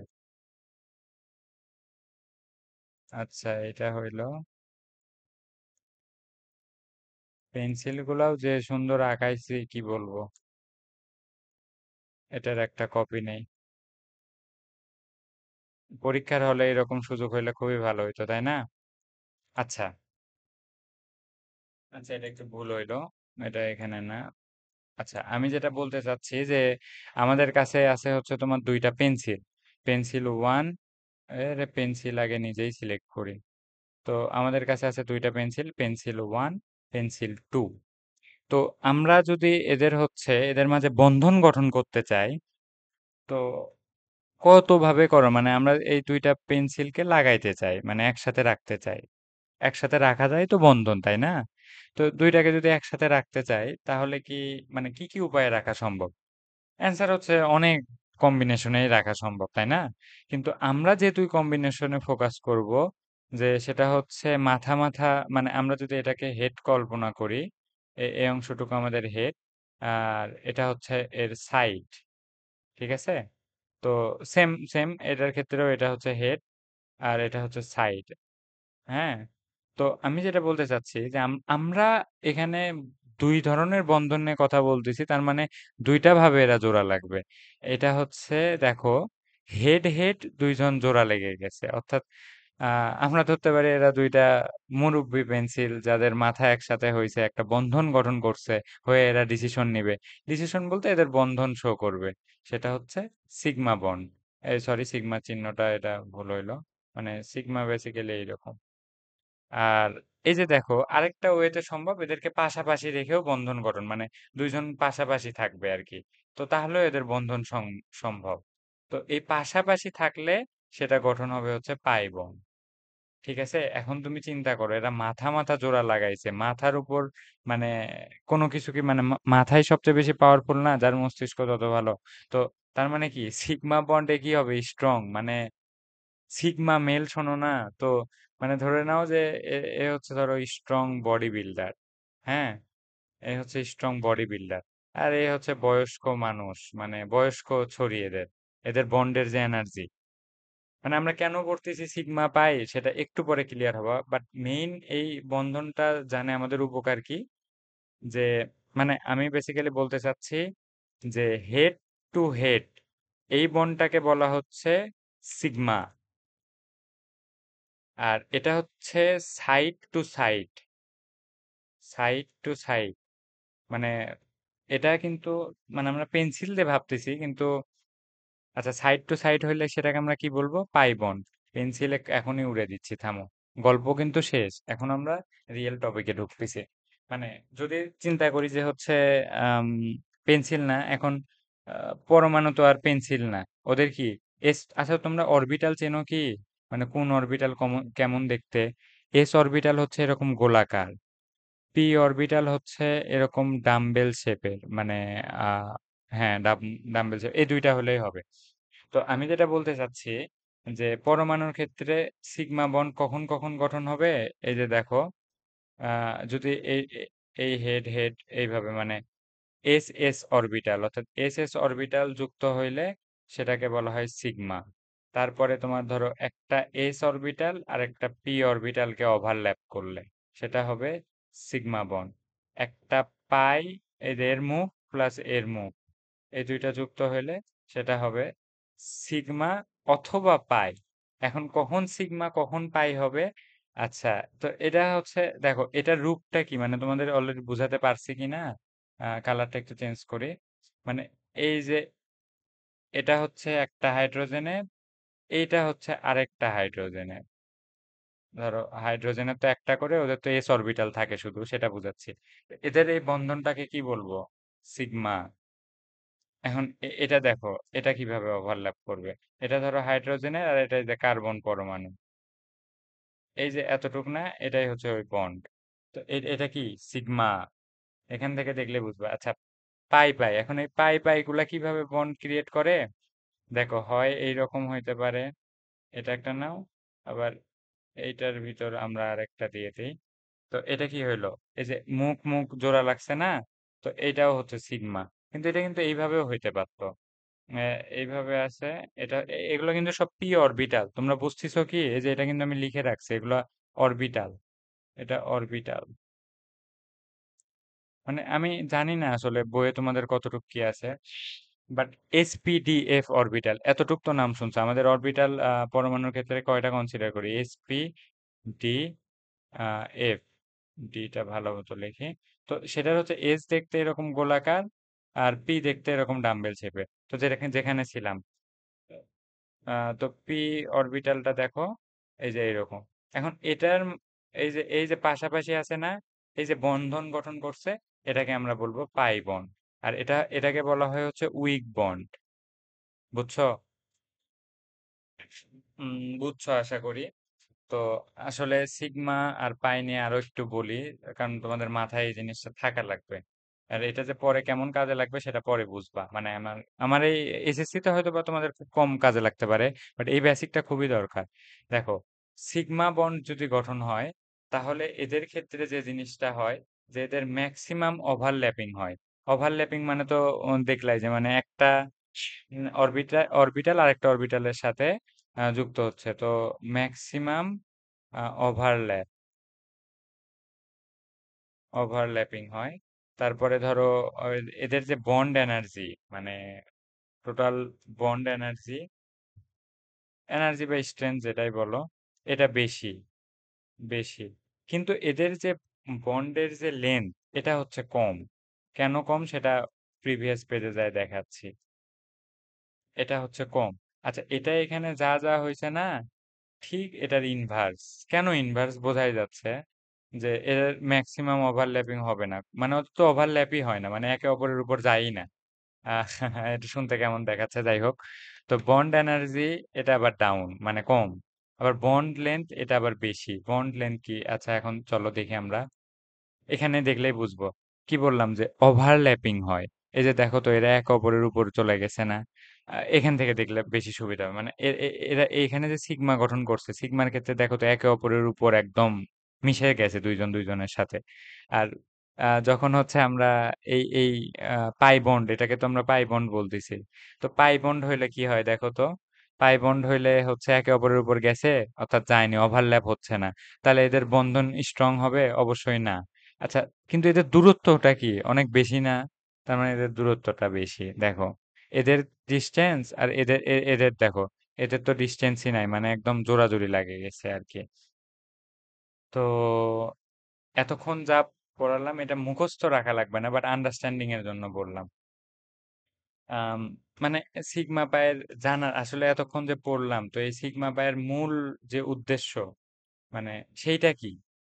বেসিক্যালি সেটা হচ্ছে যে আমরা যে কনক্লুশনে আসব, সেটা হচ্ছে যে মানে প্রথম বন্ধন যখন গঠন করবে, মানে একটা যে কোনো মৌল, মানে এটা কিন্তু অক্সিজেন না, আরেকটা মৌলের সাথে যখনই যুক্ত হবে, তখন প্রথম যে বন্ধনটা গঠন হবে, প্রথম বন্ধন সব সময়ের জন্য হচ্ছে সিগমা। মানে এটা সিগমা বন্ধন ছাড়া বন্ধনই হবে না প্রথমটা। কিন্তু দ্বিতীয় যে বন্ধনটা হবে, মানে দ্বিতীয় বন্ধনটা যখন ওই পরস্পর মৌলের ভিতরই হবে, সেটা সিগমাও হইতে পারে, আবার তোমার পায়ও হইতে পারে। আবার তৃতীয় বন্ধনটাও সেম। তৃতীয় বন্ধনটা, মানে এখানে একটা কনফিউশন সৃষ্টি করছি, সিগমাও হইতে পারে, পাইও হইতে পারে। মানে আমি বেসিক্যালি, আচ্ছা কিছু এক্সাম্পলে চলে যাই, না হলে হবে না। মানে আমি যা বললাম এই এই এই অংশটুকু লেকচার আবার রিপিট করে শুনবা, তাহলেই বুঝতে পারবা। আমরা পানি তো চিনি, এটা হচ্ছে পানি। পানির এখন দেখো তো, এখানে সিগমা বন্ড কয়টা, পাই বন্ড কয়টা? এই অক্সিজেন এর সাথে যুক্ত হয়েছে প্রথমবার, তাইলে এর কি বন্ডটা কি? সিগমা। এই অক্সিজেন এর সাথে প্রথমবার, এটা কিন্তু অন্য মৌল, তাইলে কি হচ্ছে? সিগমা। মানে আমি যেটা বলতে চাচ্ছি, নতুন যে কোনো মৌলের সাথে যখন যুক্ত হবে একটা, মানে একটা মলিকিউল আরেকটা মলিকিউলের সাথে যখনই যুক্ত হবে, তখন হচ্ছে তোমার সেটা সিগমা বন্ড গঠন করবে। মানে প্রথমে সিগমা বন্ড, তো এখানে সিগমা বন্ড দুইটা, পাই বন্ড শূন্যটা। এটা একটা ইম্পর্টেন্ট টপিক, সেটা পরে বুঝতে পারবা। তো এখন আমরা জৈব যৌগ পড়তে পড়তে শিখেই যাব ইথেন কি। তবে আপাতত তোমাদের ইথেন কি সেটা বোঝা লাগবে না। ইথেন কি? দুইটা কার্বন থাকবে, ততটুক তো জানো। এতটুক জানলেই হবে। মানে ইথিন আর কি, না কি হইলো এটা? ইথিন, ইথিনই হবে হয়তো। ইথেন, না এটা ইথিন। এটা এখানে একটু ভুল হচ্ছে, আমার যতদূর বিশ্বাস। মানে আমি আপাতত এটা বাংলা লিখলাম, কারণ আমি শিওর না ইথিন বানানটা। তো আচ্ছা, তো হাইড্রোজেন দিয়ে দেই। এখন এখানে বলো তো সিগমা বন্ড কয়টা, পাই বন্ড কয়টা? আচ্ছা, এখানে রুল নাম্বার দ্বিতীয়টা মনে বলি। যে প্রথম যখন আরেকটা আননোন মলিকুলের সাথে যুক্ত হবে সেটা সিগমা, কিন্তু দ্বিতীয়বার যখন আরেকটা অন্য মলিকুলের সাথে যদি আবার যুক্ত হয়, মানে ধরো একটা কার্বনের চারটা হাত এর সাথে যখন যুক্ত হয়েছে সেটা হচ্ছে সিগমা, আবার এর সাথে এই হাইড্রোজেনের সাথে যখন যুক্ত হয়েছে সেটাও সিগমা। কিন্তু এই কার্বনের সাথে যখন যুক্ত হয়েছে প্রথমটা তো এই কার্বনের কাছে এ অন্য মৌল না, মানে অন্য মলিকিউল, তো তার মানে এটা হবে সিগমা। কিন্তু এই মৌলের সাথে যদি আবার দ্বিতীয়বার বন্ধন গঠন করতে চাই সেটা হবে পাই, আবার তৃতীয়বার গঠন করতে চাইলে সেটা হবে হচ্ছে তোমার সেটাও পাই। মানে প্রথমবার করে শুধু হচ্ছে সিগমা, পরের বারগুলো হচ্ছে পাই, এবং সেটা হচ্ছে ডিফারেন্ট মলিকিউলের সাথে। সেম মলিকিউলের সাথে দ্বিতীয় বন্ড গঠন করতে সেটা পাই বন্ড গঠন হয়। আর সেই দ্বিতীয় বন্ডটা পাই যেটা সেটা হচ্ছে দুর্বল বয়স্ক। আর তোমরা সিগমা বোঝো, সিগমা মানে শক্তিশালী, তো সিগমা বন্ডটা হচ্ছে স্ট্রং। তার মানে আমরা যখন একক বন্ধনের কোনো যৌগ দেখব তারা বিক্রিয়া করতে চাবে না, কারণ তাদের বন্ধন শক্তি ভিতরে অনেক স্ট্রং। মানে আমি এই মেসেজটাই দেওয়ার চেষ্টা করতেছি। তো এখানে সিগমা বন্ড কয়টা, এখানে সিগমা বন্ড আমাদের দাঁড়াইলো কয়টা, এটাও সিগমা, এটাও সিগমা, তাহলে 1 2 3 4 5, তার মানে 5টা সিগমা বন্ড আর পাই বন্ড হচ্ছে একটা। আরেকটা উদাহরণ দেখি, মানে এই উদাহরণগুলো দিয়ে আমি তোমাদের ক্লিয়ার করার চেষ্টা করতেছি। তো ধরো সালফার ট্রাই অক্সাইড লিখি, এটাতে ভালো বুঝতে পারবা। সালফার ট্রাই অক্সাইড, ওকে আমরা একটা সালফার নেই। ট্রাই অক্সাইড মানে কি তিনটা অক্সিজেন, অক্সিজেন আবার দুইটা করে যুক্ত হচ্ছে, সালফার 6টা যুক্ত হইতে পারে সর্বোচ্চ। ওগুলো ইলেকট্রন বিন্যাস দেখলে বুঝতে পারবো, যাই হোক। তো এই সালফারের সাথে এ হচ্ছে নতুন অতিথি। তো নতুন অতিথি যখন যুক্ত হয়েছে, প্রথম বন্ধন কি সিগমা। আমার কথাগুলো কি বুঝতে পারতেছো তোমরা? না বুঝলে কমেন্টে জানাবা। আর দ্বিতীয়টা হচ্ছে পাই, প্রথমটা সিগমা। এই সালফারের কাছে এই অক্সিজেন নতুন অতিথি, পরে পরে পুরানো হইলো, এর সাথে বন্ধন দুর্বল করলো। এই তো আবার নতুন, তো এর সাথে তো প্রথমে সিগমা করবে তারপরে পাই। এর সাথে নতুনের থেকে পুরাতন হয়েছে, পায়ে চলে গেছে, এর সাথে আবার এ তো নতুন সম্পর্ক, সিগমা পাই। তার মানে এখানে বন্ধন হচ্ছে সিগমা বন্ড হচ্ছে তোমার তিনটা, পাই বন্ড তিনটা। আশা করি ক্লিয়ার। আর কেন বললাম আমরা সিগমা পাই, কয়েকটা আন্ডারস্ট্যান্ডিং নাও। সিগমা বন্ড এ হচ্ছে শক্তিশালী, এ দুর্বল, বুঝছো? আর শক্তিশালী বন্ড ভাঙ্গা যায় না সহজে। তার মানে যারা একক বন্ধনে থাকবে তারা কিন্তু হচ্ছে খুব, তারা বিক্রিয়ায় অংশগ্রহণ করবে না সাধারণত। খুব রেয়ার কেস বা বিভিন্ন সিচুয়েশন করানোর পরে এটা হয় আর কি। তো আমরা কইছিলাম সেখানে ফেরত যাই। হাই আল্লাহ, আমরা ছিলাম অ্যারোমেটিক হাইড্রোকার্বনে। তো এখানে আচ্ছা, এই যে শিখে আসলাম এতক্ষণ, কেন শিখে আসলাম, এই বন্ধনটা কি সিগমা, এটা কি সিগমা, মানে আমি বলতে চাচ্ছি এই কার্বনের জন্য আর কি। এই কার্বন এর সাথে সিগমা বন্ড করছে, and এর সাথে এর বন্ধন প্রথমটা কি সিগমা, দ্বিতীয়টা কি পাই। বোঝা যাচ্ছে কি? মানে প্রথম বন্ড হচ্ছে সিগমা, দ্বিতীয় বন্ড হচ্ছে পাই। তো এইভাবে করে এই কার্বনের জন্য সেম হবে। এটা তো টোটাল দেখা যাবে যে এখানে সিগমা বন্ড মানে সব তো একই রকম, দেখো পর্যায়ক্রমে সব কার্বন একই রকম। তো সিগমা বন্ড তাহলে কয়টা করে দেখা যাবে, একটা কার্বনের জন্য তিনটা করে, মানে টোটাল হচ্ছে সিগমা বন্ড একটা কার্বনে তিনটা, আর এখানে কার্বন আছে 6টা। তো তাইলে টোটাল কয়টা হচ্ছে, আচ্ছা এটা হচ্ছে আমি লেকচার পেঁচাই ফেলতেছি, মানে 18টা সিগমা বন্ড, আর পাই বন্ড আছে মাত্র তিনটা এটার জন্য। মানে এখন মানে কিভাবে হিসাব করলাম আমি আগে তোমাদের বলি। এই যৌগটার সংকেত হচ্ছে C6H6। হাইড্রোজেন দেখো 1 2 3 4 5 6, কার্বন দেখো 1 2 3 4 5 6, মানে এটা হচ্ছে বেনজিনের সংকেত। আর এটা অ্যারোমেটিক, এটা অ্যারোমেটিক কেন, কারণ এ হচ্ছে এর চক্র আছে, সুগন্ধ টুগন্ধ ওগুলোর হিসাব বাদ এখন। মানে তোমার হচ্ছে এর একটা চক্র আছে, চক্র অবশ্যই থাকতে হবে। তারপরে হাকেল তত্ত্ব মানতে হবে। আচ্ছা, হাকেল তত্ত্ব থেকে আমরা ওইখানে গেছিলাম বেসিক্যালি। তো আসো আমরা হ্যাকেল তত্ত্বটা শিখে নিই। মানে হ্যাকেল সাহেব যেটা বলতেছে যে এই ফর্মুলা তোমার হচ্ছে স্যাটিসফাই করতে হবে, মানে 4n+2 এটার যে ইলেকট্রন সংখ্যা, মানে এটা ইকুয়াল, আমরা পাই ইলেকট্রন সংখ্যা একটা পাই এখানে পাই বন্ড কয়টা, তিনটা। তার মানে পাই ইলেকট্রন আছে 6টা। কি বলছিলাম যে একটা বন্ডে ইলেকট্রন থাকে 2টা করে। মানে বন্ড 3টা, পাই, এখানে অবশ্যই ইলেকট্রন না দিলে এটা ভুল হবে। পাই ইলেকট্রন হচ্ছে 6টা। বুঝাতে পারছি কি? আমি আরেকবার সংক্ষেপে বলতেছি, মানে যে এই যৌগটা সংকেত থেকে আমরা মানে মানে যখন আমরা হচ্ছে এটার স্ট্রাকচার দেখতেছি, তো এখানে আমাদের মানে 3টা পাই বন্ড আছে। তো 3টা পাই বন্ড আছে হচ্ছে 3টা। এটা কিন্তু এমসিকিউ এ আসে যে পাই বন্ড কয়টা। পাই বন্ড 3টা। আর পাই আবার বন্ডে একটা করে বন্ডে হচ্ছে তোমার 2টা করে ইলেকট্রন থাকে, তার মানে ইলেকট্রন আছে 6টা। তো হাকেল কি বলছে, এত সংখ্যক যে মানে এই ফর্মুলাতে ফালানোর পরে পাই ইলেকট্রন সংখ্যা এন এর মান যদি পজিটিভ হয়, মানে পজিটিভ ধনাত্মক পূর্ণ সংখ্যা হয়, তাহলে সেটা অ্যারোমেটিক হওয়ার যোগ্যতা রাখে। রাখে কেন বললাম, আরো কাহিনী আছে। তো 4n+2, এখানে 6টা। তো তাহলে 4n সমান কয়টা হচ্ছে, 4। তো n ইকুয়াল কত, 1। n ইকুয়াল 1 হলে কি হয়, হ্যাকেল তত্ত্ব মানতেছে, তার মানে এটা অ্যারোমেটিক হবে। তো এইভাবে এই যে দেখো ন্যাপথলিন, এটাতে দেখো তো পাই কয়টা আছে। প্রথমটা তো প্রথমটা হচ্ছে তোমার হচ্ছে এটা তো সিগমা, এটার হিসাব বা, কিন্তু এটা তো পাই, এটা সিগমা, এটা পাই, এই যে এটা সিগমা, এই যে এটা আবার পাই, এই যে প্রথমটা সিগমা, পরেরটা পাই। তো তার মানে পাই আমরা পাইছি হচ্ছে, আচ্ছা আমি এটা তোমাদের ইজি করি, ভুল হচ্ছে আমার তোমাদের সুন্দরভাবে বোঝানোর জন্য, মানে আমি পাই গুলা হচ্ছে রেড কালার দিয়ে মার্ক করি।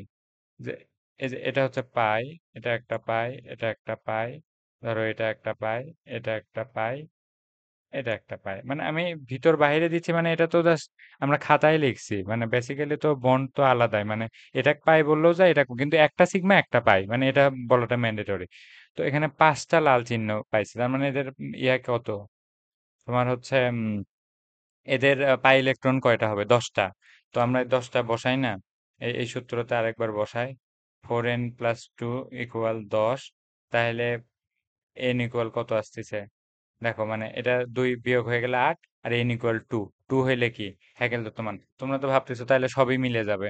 তো আগের গুলা দেখি না, আগেও তো চক্র ছিল, কই পড়াইলাম আমরা, এই যে আচ্ছা আচ্ছা আচ্ছা, চক্র প্লাস ওই যে পর্যায়ক্রমে একক দ্বিবন্ধন থাকতে হয়।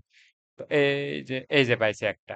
তো এর পাই ইলেকট্রন কয়টা, প্রথমে আমরা অন্য আগে দেখি পাই ইলেকট্রন কয়টা, 2টা। তো আমরা 4n+2 এ বসাই, ইকুয়াল 2। 4 ইকুয়াল হচ্ছে তোমার 0। তো n ইকুয়াল 0। এই তাহলে তো এটাও হ্যাকেল মানতেছে, তাহলে কি এটা, এটা বদ্ধ শিকল, তাহলে কি এটা অ্যারোমেটিক? অ্যান্সার হচ্ছে না। এটা কি এটা কি ওই শর্ত মানলো, প্রথম শর্তটা, যেটা স্টার দিয়ে লিখে দিছিলাম? হয়তো বা অলরেডি ভুলে গেছো, লেকচারটা রিপিট দেখলে বুঝতে পারবা। মানে এই কারণে প্রত্যেকটা কথাই ইম্পর্টেন্ট। প্রথমে মানে পর্যায়ক্রমে একক আসবে, একক বন্ধন, তারপরে দ্বিবন্ধন। দেখো তো এই কার্বনের হচ্ছে এখানে একক বন্ধন পাইলাম, এখানে কি দ্বিবন্ধন পাইছি? তার মানে হবে না। এর একক বন্ধন পাইছি, তারপর দ্বিবন্ধন, হ্যাঁ মিলছে। দ্বিবন্ধনের পর একক বন্ধন, মিলছে। কিন্তু একক বন্ধনের পর আবার দ্বিবন্ধন, এখানে আসে আর আটকে যাচ্ছে, মানে হচ্ছে না। অর্থাৎ এই যেহেতু এই সিকোয়েন্সটা মেলেনি, তার মানে এটা হ্যাকেল তত্ত্ব মানতেছে। মানে অ্যারোমেটিক হওয়ার যে কত ঝামেলা, আমি just সেটা বোঝানোর চেষ্টা করতেছিলাম। তো এই কারণে এটা অসম্পৃক্ত বদ্ধ, মানে অ্যালিফেটিক। মেন কথা অসম্পৃক্ত, ওগুলা হিসাব বাদ, এ হচ্ছে অ্যালিফেটিক। তো চলো, আচ্ছা, আমরা হাইড্রোকার্বন নিয়ে মানে অ্যারোমেটিক নিয়ে যত কিছু জানলাম, এত জানার প্রয়োজন ছিল না, তবে যা শিখলাম সব বেসিক, মানে তোমরা মনে রাখিও। আরো কিছু জিনিস ভাবছিলাম দেখাবো, যে অ্যারোমেটিক কিভাবে, অ্যান্টি অ্যারোমেটিক কোনটা, মানে এগুলো ভাবছিলাম দেখাবো, কিন্তু অত সময়, আচ্ছা হালকা করে দেখাই তাহলে। মানে তোমাদের একটা ব্যতিক্রম জিনিস দেখায়। বেসিক্যালি হচ্ছে আমরা ওই সাইক্লো সাইক্লো যে প্রোপিনটা নিছি, ওই যৌগটাই দেখি, ওইটা অনেক ইন্টারেস্টিং একটা যৌগ। এরা হচ্ছে তোমার এই হ্যাকেল তত্ত্ব মানলো, কিন্তু এর সঞ্চালনশীল পাই ইলেকট্রন নাই। সঞ্চারণশীল পাই ইলেকট্রন নাই। সঞ্চারণশীল বলতে তোমার হচ্ছে অ্যারোমেটিক হওয়ার আরেকটা নিয়ম, সেটা হচ্ছে যে এরা ইলেকট্রনগুলা, মানে আচ্ছা ওই যে ধাতব, আমরা ধাতব রড পড়ছি না, যে এ এ কেন ইলেকট্রন পাস করে, এর ভিতর মুক্ত ইলেকট্রন আছে না, মানে ইলেকট্রন গুলা সবসময় যাতায়াত করে। সেম ওই টাইপেরই একটা কনসেপ্ট যে এদের এই বন্ডটা এইখানে যাবে, এই বন্ডটা তখন, আচ্ছা মানে আমি যেটা বলতে চাচ্ছি, এই বন্ডটা যখন, মানে আমি যেটা বলতে চাচ্ছি যে ইলেকট্রন মুক্তভাবে চলে এই কারণে ওই আয়রনের, মানে একটা লোহার দণ্ডর কথা যেটা এই যে এই পেজে বুঝাতে নিলাম, যেটা একটা লোহার দণ্ড। তো এই লোহার দণ্ডে ইলেকট্রন পাস কেন হয়? কারণ মুক্ত ইলেকট্রন আছে, ইলেকট্রন গুলো নড়াচড়া করতেছে। সেম এই যৌগরও ইলেকট্রন গুলা যদি নড়াচড়া করে, মানে তোমার হচ্ছে এই পাই বন্ডটা যদি এইখানে যায়, কেন যায় সেটা পরে আলোচনা করতেছি। তো এটাতে যখন যাবে তখন এটা সিঙ্গেল হয়ে যাবে। তো এটাতে গেলে এর রিপালশনে আবার এটা আবার তখন এইখানে চলে যাবে। বেসিক্যালি অন্যান্য যৌগ অ্যারোমেটিকের ক্ষেত্রে মিলে যাবে, মানে মানে চার্জ দেওয়া থাকবে, তখন চার্জের প্রয়োজন, আমি দেখাচ্ছি, সমস্যা নাই। আর বেনজিনের ক্ষেত্রে একটু ব্যতিক্রম কি, এর গঠনটাই এমন যে এই ইলেকট্রনগুলো এখানে যায়, এরটা এখানে যায়, তখন এরটা এখানে যায়, তখন এরটা এখানে যায়, তখন এরটা এখানে যায়, মানে এইভাবে সঞ্চারণ করতে থাকে ইলেকট্রনগুলো। যখন ইলেকট্রন সঞ্চারণ করতে থাকে তখন সেটা হচ্ছে অ্যারোমেটিক হওয়ার যোগ্যতা লাভ করে। অ্যারোমেটিক হওয়ার যোগ্যতা কিন্তু অনেকগুলা বললাম। তো আমি বেসিক্যালি আবার ক্লিয়ার করতেছি। দেখো, এর লোহার রডের আমাদের কাজ নাই, কারণ আমাদের সবসময় বাঁশ দিতেই থাকে পরীক্ষাতে। তো আমরা পরীক্ষার জন্য পড়বো না, এটা সবচেয়ে বড় কথা।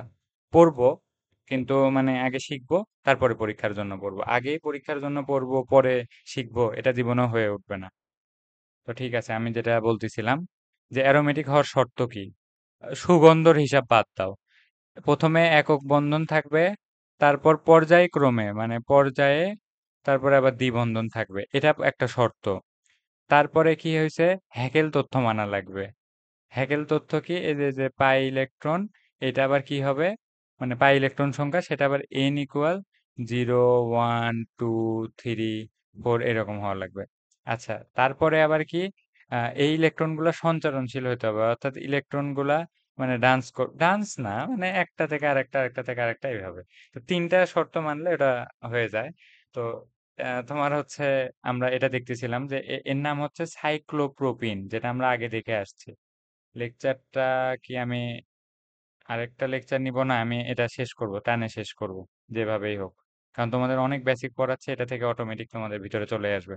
তো এটার নাম সাইক্লোপ্রোপিন। কেন সাইক্লোপ্রোপিন? চক্র আকারে আছে তাই সাইক্লোপ্রোপ, মানে এই এই বন্ধনগুলো প্রত্যেকটাই তো একটা করে কার্বন। তো এটা হচ্ছে সাইক্লোপ্রোপিন। তো সাইক্লোপ্রোপিন প্রোপ ইন কতটুক কেন হইলো এটা আমরা পরে শিখবো। মানে যে কার্বন কার্বন একক বন্ধন হইলে যেমন অ্যালকেন, ওইটা কি তোমাদের পড়াইছে? আমি একটু দেখে আসি আবার, দেখি। এই যে পড়াইছি। কার্বন কার্বন যদি একক বন্ধন হয় অ্যালকেন, দ্বিবন্ধন থাকলে অ্যালকিন, তো ত্রিবন্ধন থাকলে অ্যালকাইন। এখন দেখো তো, তোমাদের এইখানেই দেখাই দিত, এই যে এই যৌগটা যে আছে, এগুলো তো বেসিক্যালি কার্বন না, মানে আমি ভাঙ্গেই দেখাই দেই, তাও বুঝায় দম, আর বাকিগুলো হাইড্রোজেন দিয়ে পূরণ করে দেই। মানে এই যৌগটারই কিন্তু, এটা কিন্তু একই জিনিসই, আমি জাস্ট লিখছি এইভাবে। এদের ভিতরে যে দ্বিবন্ধন আছে, তাইলে কি অ্যালকিন হবে না? কিন মানে কি? কিন বলতে আমার বোঝাচ্ছে এই যে লাস্টের ইন, মানে ওই যে অ্যালকিন, ওই ইনটুকুই আসে যুক্ত হচ্ছে, এই কারণে ওইটার নাম হচ্ছে তোমার সাইক্লোপ্রোপিন। তো সাইক্লোপ্রোপিনের কি কেস হইলো, দ্বিবন্ধন, একক বন্ধন, আবার একক বন্ধন, অর্থাৎ প্রথমটাতে ফেল মারছে। মানে আমরা এইভাবে টেস্ট করব, বুঝছো? তো আচ্ছা, আমরা এখন অন্য যৌগ দেখি, যে মানে সাইক্লোপ্রোপিনেরই ভাই দেখি। সাইক্লোপ্রোপিনের ভাই হচ্ছে তোমার, এই যে এখানে ধরো ওর একটা আয়ন, অর্থাৎ এর নাম হচ্ছে সেম, আচ্ছা আমি এটা আনি, না ধরো, মানে তোমরা ধরে নাও, মানে এই নামটাই এখানে সাইক্লোপ্রোপিন, কিন্তু এটা কিন্তু সাইক্লোপ্রোপিন আয়ন, অর্থাৎ একটা এই যে প্লাস চিহ্ন আছে না, আমি লিখি, এত অলসতা করলে আসলে হবে না। সাইক্লো, লেখাটা খারাপ, এটা নিয়ে একটু নিজেও অরি, যে ঠিক মতো তোমাদের বুঝাতে পারতেছি কিনা, যদিও এটা আমার সেকেন্ড লেকচার, বাট মানে এই লেকচারটা ধারণ করাটা আসলে একটু কঠিন হবে, কিন্তু মানে পড়ার কিছু শর্ত হচ্ছে কি, মানে ফোন দূরে রাখতে হবে, সুন্দর মতো বসতে হবে, কিছু শেখার জন্য বোঝার জন্য আসতো, এরকম একটা মন মানসিকতা রাখতে হবে। ধৈর্য ধরে ক্লাস দেখলে তোমার বাকি ফ্রেন্ডদের চেয়ে, মানে বাকি ফ্রেন্ডরা যদি তোমাদের অর্গানিকে, এটা তো অর্গানিকের একটা অধ্যায়, যদি হয় যে হচ্ছে ওদের মানে এফিসিয়েন্সি হচ্ছে 20%, পরীক্ষার এক্সাম হলে অ্যান্সার টাচ করার, তোমার এফিসিয়েন্সি থাকবে 90% প্লাস, এবং একই সাথে তুমি প্রশ্ন যেমন সলভ করতে পারবা, একই সাথে তোমার কনসেপ্ট গুলা মাথায় মানে ড্যান্স করবে, যা সে ড্যান্স করবে, বুঝছো? তো আসো আমরা যেটা বলতেছিলাম, যে সাইক্লোপ্রোপিন আয়ন, এ ছিল সাইক্লোপ্রোপিন, এ হচ্ছে আয়ন, কারণ এই যে একটা প্লাস চিহ্ন আছে। তো এ কি হয় দেখো, এই এখানে তো দুইটা ইলেকট্রন আছে তাই না, এই বন্ধনে।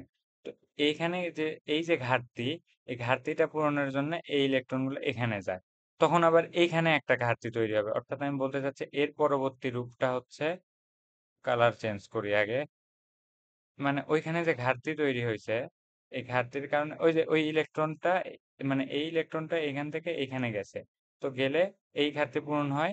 কিন্তু এই যে এইখানে যে তোমার হচ্ছে, ধরো মানে ইলেকট্রনটা যে হচ্ছে তোমার আহ মানে বন্ধনটা যেহেতু শিফট হয়ে গেল, মানে এখানে যখন বন্ধন শিফট হইলো, মানে এই বন্ধনটা যখন এইখানে গেছে, তখন এইখানে ইলেকট্রন ঘাটতে হবে না, তখন বন্ধনটা এইরকম হইলো।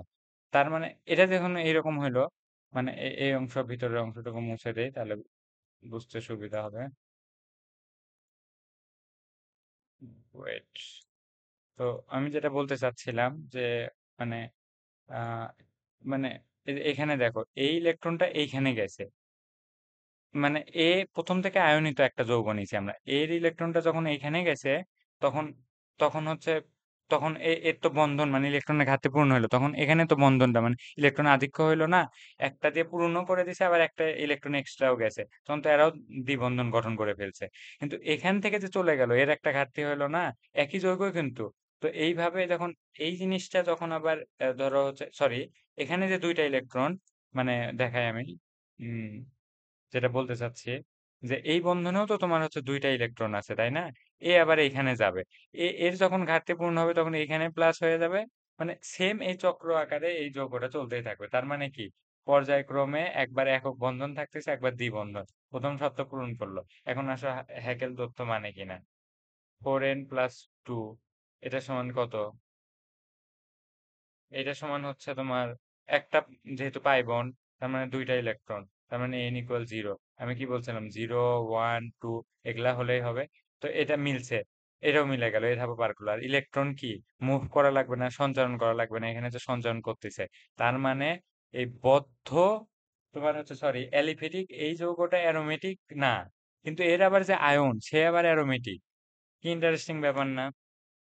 আবার এরই মানে এই এরই ছোট ভাই দেখায়, বা বড় ভাই যেটাই ধরো, মানে এটা যদি মানে ইন্টারেস্টিং ব্যাপারটা দেখো, যে আগের যৌগটা ছিল এখানে প্লাস, তো এখানে প্লাস না, এবার হচ্ছে মাইনাস, সাথে আবার দুইটা ইলেকট্রন এক্সট্রা। এখন এগুলা জটিল ফর্ম কিভাবে গঠন হয় সেগুলা পরে শিখানো যাবে। মানে দুইটা ইলেকট্রনের আছে, সাথে আবার এর একটা নেগেটিভ আয়ন, মানে আমি তোমাকে এটা সুন্দরভাবে মিশাই একই জিনিস মনে হচ্ছে, মানে আচ্ছা দেখো, এটা হচ্ছে আয়ন, মানে একটা নেগেটিভ আয়নও আছে, আবার হচ্ছে তোমার কি বলে এটাকে, মানে নেগেটিভ আয়নও আছে, আবার দুইটা এক্সট্রা ইলেকট্রনও আছে। তো এই যেটা, আচ্ছা এটা অত না দেখায়, মানে আমি জাস্ট এতটুকু বলতে চাচ্ছি যে এটা হচ্ছে অ্যান্টি অ্যারোমেটিক। মানে এই আরো এ কোন শর্ত মেনে চলে, এ হচ্ছে তোমার 4n নিয়ম মেনে চলে। হ্যাকেল যেমন 4n+2 সমান কাহিনী, এ আবার ওইটা না, এর ক্ষেত্রে 4n মানলে সেটা হচ্ছে তোমার অ্যান্টি অ্যারোমেটিক। বুঝছো, এই যে যেটা লিখলাম, তো এগুলা লাগবে না, আমি তোমাদের একটু আগায় নিয়ে যাই কি পড়া লাগবে। তোমার জানতে হবে অ্যারোমেটিক, তারপরে অ্যারোমেটিক যৌগগুলা হচ্ছে তোমার ধরো 5 6 বা 7 কার্বন বিশিষ্ট হয় সাধারণত, যেমন এটাতে 6টা, আবার এটাতে একটু বেশি কার্বন, এটাতে কার্বন কয়টা, 6 7 8 9, ও সরি, এটা তো মানে 10টা কার্বন, তাও কিন্তু অ্যারোমেটিক। মানে এগুলা এতটা ইম্পর্টেন্ট তথ্য না, কিন্তু বই রিডিং করতে হবে। মানে অ্যারোমেটিক যৌগগুলা 5 6 কিংবা 7 সমতলীয় যৌগ হয়, এই যে এই যৌগগুলো দেখো সমতলীয়। তো দুইটা যৌগই আছে, একটা হচ্ছে বেনজিন আর একটা হচ্ছে ন্যাপথলিন। তো তোমাদের এখন যতটুকু বললাম এই কথাটুকুই লাগবে যে এরা হচ্ছে সুগন্ধযুক্ত, এই কারণেই হচ্ছে অ্যারোমেটিক নামকরণ করা হয়েছিল। এদের ধরো তোমার চক্র থাকবে, কিন্তু চক্রতে একটা নিয়ম ফলো করবে, একটা সিঙ্গেল বন্ড তারপরে ডাবল বন্ড, আবার আসবে সিঙ্গেল, আবার ডাবল, আবার সিঙ্গেল, আবার ডাবল। এই নিয়মটা এদের ফলো করতে হবে। হ্যাঁ হ্যাঁ, এনার্জি রে। আচ্ছা, তো এই নিয়ম ফলো করা লাগবে। পাশাপাশি আমি দেখাইলাম এক্সট্রা কিছু তথ্য যে ওইটা পূরণ করলেই শুধু হয় না, হ্যাকেল তথ্য মানা লাগে। তো হ্যাকেল এগুলো তোমাদের লাগবে না, তোমরা এগুলো ভুলে যাও। মানে ভুলে যাও বলতে মানে এতক্ষণ যে দেখছো বেসিকটা স্ট্রং হইলো আর কিছু না, বাট পরীক্ষার জন্য যতটুকু লাগবে সেটা বলছিলাম। তো বেনজিনের আমরা কিছু মানে এইভাবে দিবে তোমার, ওইভাবে তো ভেঙে ভেঙে দেখে না, C6H6 লেখা থাকতে পারে, বা এইভাবে চিহ্ন দেওয়া থাকতে পারে। এগুলো সবই বেনজিন। এই যে এগুলো হচ্ছে বেনজিন। বা তোমার হচ্ছে এইরকম দিয়ে এইরকম দিয়ে একটা বন্ড দিবে, তাহলে এটা ফাঁকা থাকবে, তাহলে এটা একটা, এটা ফাঁকা থাকবে, তাহলে এটা একটা, এটাও বেনজিন। তারপরে এই যে তোমাদের প্রিভিয়াস পেজে তো দেখতেছো, এটাও বেনজিন। আবার এটা হচ্ছে ন্যাপথলিন। তো ন্যাপথলিনের ক্ষেত্রে কি হচ্ছে, হাইড্রোজেন কয়টা দেখো, 3 4 5 6 7 8, 8টা হাইড্রোজেন। আর এখানে কার্বন কয়টা হচ্ছে দেখো, 4 6 7 8 9 10, অর্থাৎ C10H8। এটা হলো ন্যাপথলিনের সংকেত, অর্থাৎ এইভাবে আসতে পারে। এটা কি, C6H6, এটা হচ্ছে বেনজিন ন্যাপথলিন। এই দুইটা উদাহরণই তোমাদের বইয়ে আছে, এতটুকু পড়লেই হবে। কারণ আমরা নেক্সটে আগাই। কেউ আবার মন খারাপ করিও না যে ভাই এত এক্সট্রা পড়াইলেন। এক্সট্রা কিছু না, দেখো এখানে আমরা যা যা শিখছি না, এগুলো খুব কাজে দিবে। যে সিগমা বন্ড পাই বন্ডের কাজ খুব ইম্পর্টেন্ট ছিল, খুবই ইম্পর্টেন্ট। আহ এখন একটু গল্প করি আমরা নাকি, অনেকক্ষণ পড়লাম। আচ্ছা, এটা বাইরে যে প্রথম লেকচার ছিল আমার, সেটা আমি লিখে রাখছি দেখো। আজকে হচ্ছে 24 তারিখ, আমি 2 দিন বসতেই পারিনি। আমারও সময়ের মূল্য আছে, বুঝছো? একেবারে মূল্যহীন না। তো তোমরা একটু আমাকে সাপোর্ট করো। আহ আশা করি আমি হচ্ছে তোমাদের সর্বোচ্চ বেস্ট সার্ভিসটা দিব। খুব সুন এক্সাম শুরু করব, মানে অনলাইনে এক্সাম, এবং পাশাপাশি তোমাদের গাইডলাইন, যাদের পড়া একদম জিরো পর্যায়ে আছে তাদেরকেও মানে আমি হচ্ছে অ্যাটলিস্ট 90 ক্রস মার্কস তোলাবো, ফিজিক্স প্লাস কেমিস্ট্রি এই দুইটা সাবজেক্টের আমি দায়িত্ব নিব। কিন্তু ওর চেষ্টা থাকা লাগবে, চেষ্টা খুব বেশি করতে হবে। আমার পড়াশোনা খুব বেশি পছন্দ না, মানে আমি যেটা বলতে চাচ্ছি যে চেষ্টা খুব বেশি করা লাগবে না। আমার চ্যানেলের সাথে থাকো, ইনশাল্লাহ এগুলো সব কমপ্লিট হবে। তো গল্প যেটা করতে চাইছিলাম, আমার চ্যানেল প্রমোশন নিয়ে না, এটা পড়া রিলেটেডই গল্প করতে চাচ্ছি। মানে আমি আগের দিনের স্মৃতি দেখে মনে পড়লো, তোমাদের দেখাচ্ছি আমি এখন রাতের কয়টা বাজে। ওয়েট,